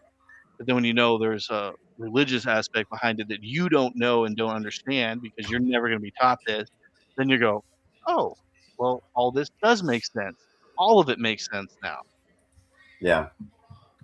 Yeah. It's going to be a great show. I'm looking for Ruby. While we're wrapping up here because it's getting that time, how about go to the UPC playlist on my channel, and maybe we'll do "When the Veil Falls" tonight. I don't think we've done that one yet. I think we did. I would do "Tower of Lies." I mean, the "Tower of Lies" is a really good song, but it's kind of long, and I don't know. I mean, it's got a lot of factual information in there. Hell, we could play it. Just it's like a 6-minute song, but there's a lot of history in that song, and it's laid out pretty good. Maybe play "Tower of Lies" for the hell of it tonight. Tower of Lies. Yeah, so you want to pay attention to the song because it's got some really good stuff in it too. And it kind of talks about how we've been showing this evening that everything we've been told is a lie. For I see 30 towers. years. Oh, sorry, Jimmy. Go ahead. You see what? I see towers of smoke and mirrors. Oh, is that the name of the song? Yeah. Yeah, it's 6 minutes and 55 seconds. Yeah, that'll be the one. Yeah. Okay. Let's just I'll get it ready. Yeah, because that'll take us to 12. But anyway, you have to realize that everything that you've learned, everything you've been taught has been a lie.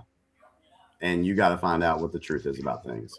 And how you get there, I don't care how you get there. If you want to hate on me and eventually get there, fine. If you don't want to don't be bothered with Q, fine as well. Just wake up and get there. Let's do final thoughts real quick. Dallas, what is your final thoughts about this evening? Well, it's so much that I knew on here and about Iran. It related to me. That's why I've been here with y'all, because I can share certain points and experience in my life. Thank you. And both said something about introducing some kind of history on this show. Yeah, The next week history we're gonna have a segment about the witch tale. Oh, it's going to be about signs and symbols and the occult stuff. So I think it's going to be a good time for us to start delving into some of our other conspiracies, like the alien stuff, because that's going to be coming out. There's some other stuff that we could be talking about as well. So, I want to say, well, happy 50th to Aunt Ruby and Uncle Jimmy.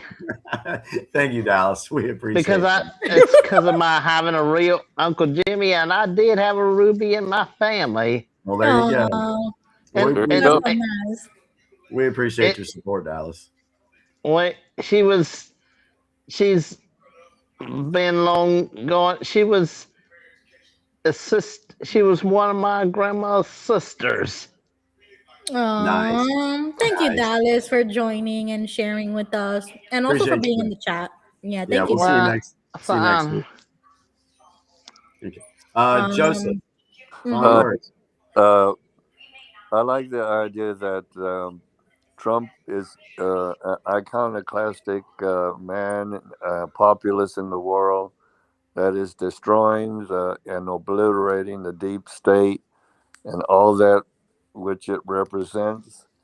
And once it's finally done, hopefully, we will have prosperity among all nations, and every nation could be independent and sovereign unto themselves, that we could negotiate and partner with and all prosper in peace. I totally agree with that. Yeah, I do too. Thank you, Joseph. We Bo? all want that. Yeah, we do. Go ahead, Bo. Final thoughts. My final thoughts is I want to thank the host for 50 episodes, and I really appreciate the knowledge and the experiences you guys share with us, and that's what I'm going to say. Yay! Happy 50th to Jimmy. Jimmy has been with me for 50 episodes. He has put up with me for 50 episodes. He has called me for every episode. We have talked so much for 50 episodes, and he's still here. So that means a lot, because if it wasn't for Jimmy, half of this stuff would probably never come across my mind, let alone be streaming about. Because I knew certain things, and I even told Jimmy I'm hesitant. I don't want to talk about it. I'm like, no. And Jimmy was like, nope, we're going to do it. And I was like, all right, fine. So, if it wasn't for Jimmy, a lot of this stuff wouldn't even be talked about.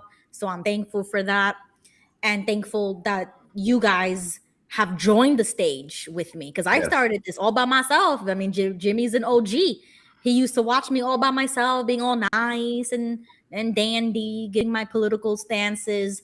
And then it got rocky from there. And Jimmy has stood by me this entire time. So thank you so much to Jimmy. Happy 50th. Yeah, happy 50th to you, Ruby, and I appreciate you using your platform and having me on, getting the episodes together, getting the links out, getting everything set up. I appreciate that. To the chat and everybody that watches us, we really do appreciate your support. We love it. We hope that what we bring. Whoops. Yeah, whoops. Sorry. Hopefully, my biggest thing is just getting people just to start questioning things. Open your mind. Don't lash out at others making fun of me. That's your right, but you're really showing that you're not open to learning more. You're still stuck with what you are believing and accepting lies. And I hate to see that for anybody, because I saw a quote or a post today. Someone said, why can't humans just live in peace? We can, when we don't have people wanting to manipulate and rip off everybody, rob them, kill them, enslave them, do whatever. This is good versus evil, and good has to triumph. It has to, and it will, because being in a spiritual battle, good is always going to win. So I want to see peace and prosperity for everybody in this world, not just here in America, but everybody. And then there would be no reason for America to be the police of the world, because it wouldn't be necessary. Exactly. And it won't be until people start waking up to the lies and start researching, digging a little bit more. Yeah, I know you're scared about some stuff. I get it. But do I ever look like I'm scared, stressed out, have anxiety over what's going on in the world? No, I don't, because I don't think we're heading in a totally different direction. People just don't see it yet, and that's okay. So anyway, I just appreciate everything that I just appreciate the support and all you guys being here. Bo being a third co-host is really cool. So, definitely. Yeah, that's definitely. Awesome. So tonight's outro will be the song Tower of Lies. This one's got some really good information in it. It's a red pill song. So I hope you guys enjoy it, and just look forward to seeing you guys next week. Thank you so much. I love you all. Yep. All right, everybody. Good night. Thank you so much for Grazie, joining. Jimmy. Good Yep. night. Grazie, Good Jimmy night, and Bo, Ruby and Joseph, grazie, Dallas. y'all. Thank you, buddy. Yeah, thank you. And Gigi, hope to see you next time. Hopefully your devices work because she was trying to hop on for a while and it wasn't working. But thank you for joining. Oh, and Leonard, thank you to Leonard for joining the stage as well. Hopefully he'll see this later. Okay, so now I'm gonna share the song. It's called Towers of Smoke and Mirrors. So I don't Okay. know if you changed the title recently, but that's what it's called now. Okay. All right. See you guys next Tuesday, 9 p.m. Eastern Standard Time. Arrivederci, y'all.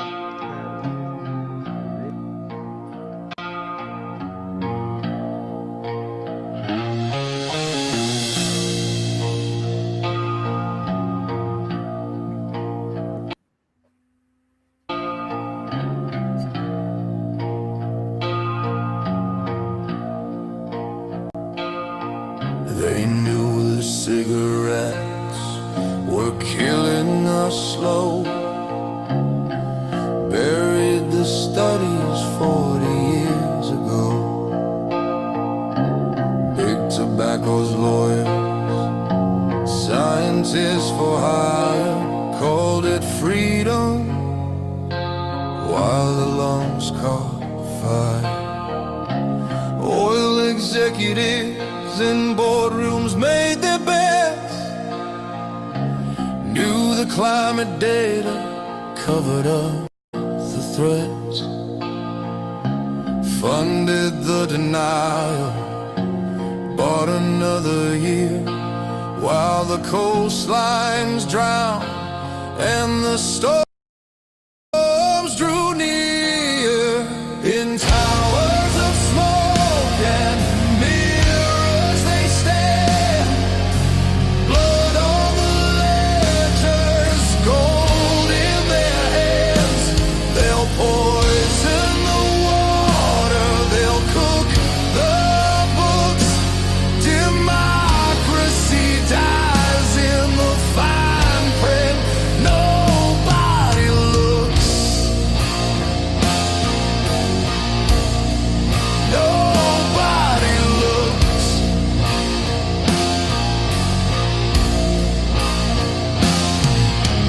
Sackler family fortune built on pills, OxyContin pushed by sales reps for the kills. Told the doctors it was safe, non-addictive lies, 500,000 dead beneath their corporate ties. Enron's golden boys, the smartest in the room, cook the numbers while they seal the workers' doom. Pension funds evaporated overnight, while executives cashed out and took their flight. In towers of smoke and mirrors they stand, blood on the ledgers, gold in their hands. They'll poison the water, they'll cook the books. Democracy dies in the fine print. Nobody looks. Nobody looks.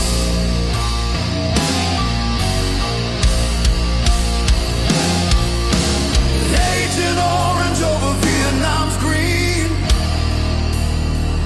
Company knew the dioxin, knew what it would mean. Tuskegee doctors watched the syphilis spread. 400 men untreated, left for dead. MK Ultra minds broken in the name of the state. Watergate, Iran Contra, lies that couldn't wait. From Flint's poisoned children to the banks too big to fail, the pattern's always there for those who read the tale. They'll lobby for the loopholes, write the laws themselves, stock their offshore accounts on distant tax haven shelves. When the whistleblowers come, they'll threaten and they'll sue, bury them in legal fees until the story's through. But the documents leak out, the testimonies land. The truth has a way of slipping through their hands. So we sing these names, we document the crime, 'cause accountability may take its time. But those towers of smoke and mirrors must fall when enough voices rise and answer the call. We'll drag it to light, make them face what they took, write the history true in every honest book.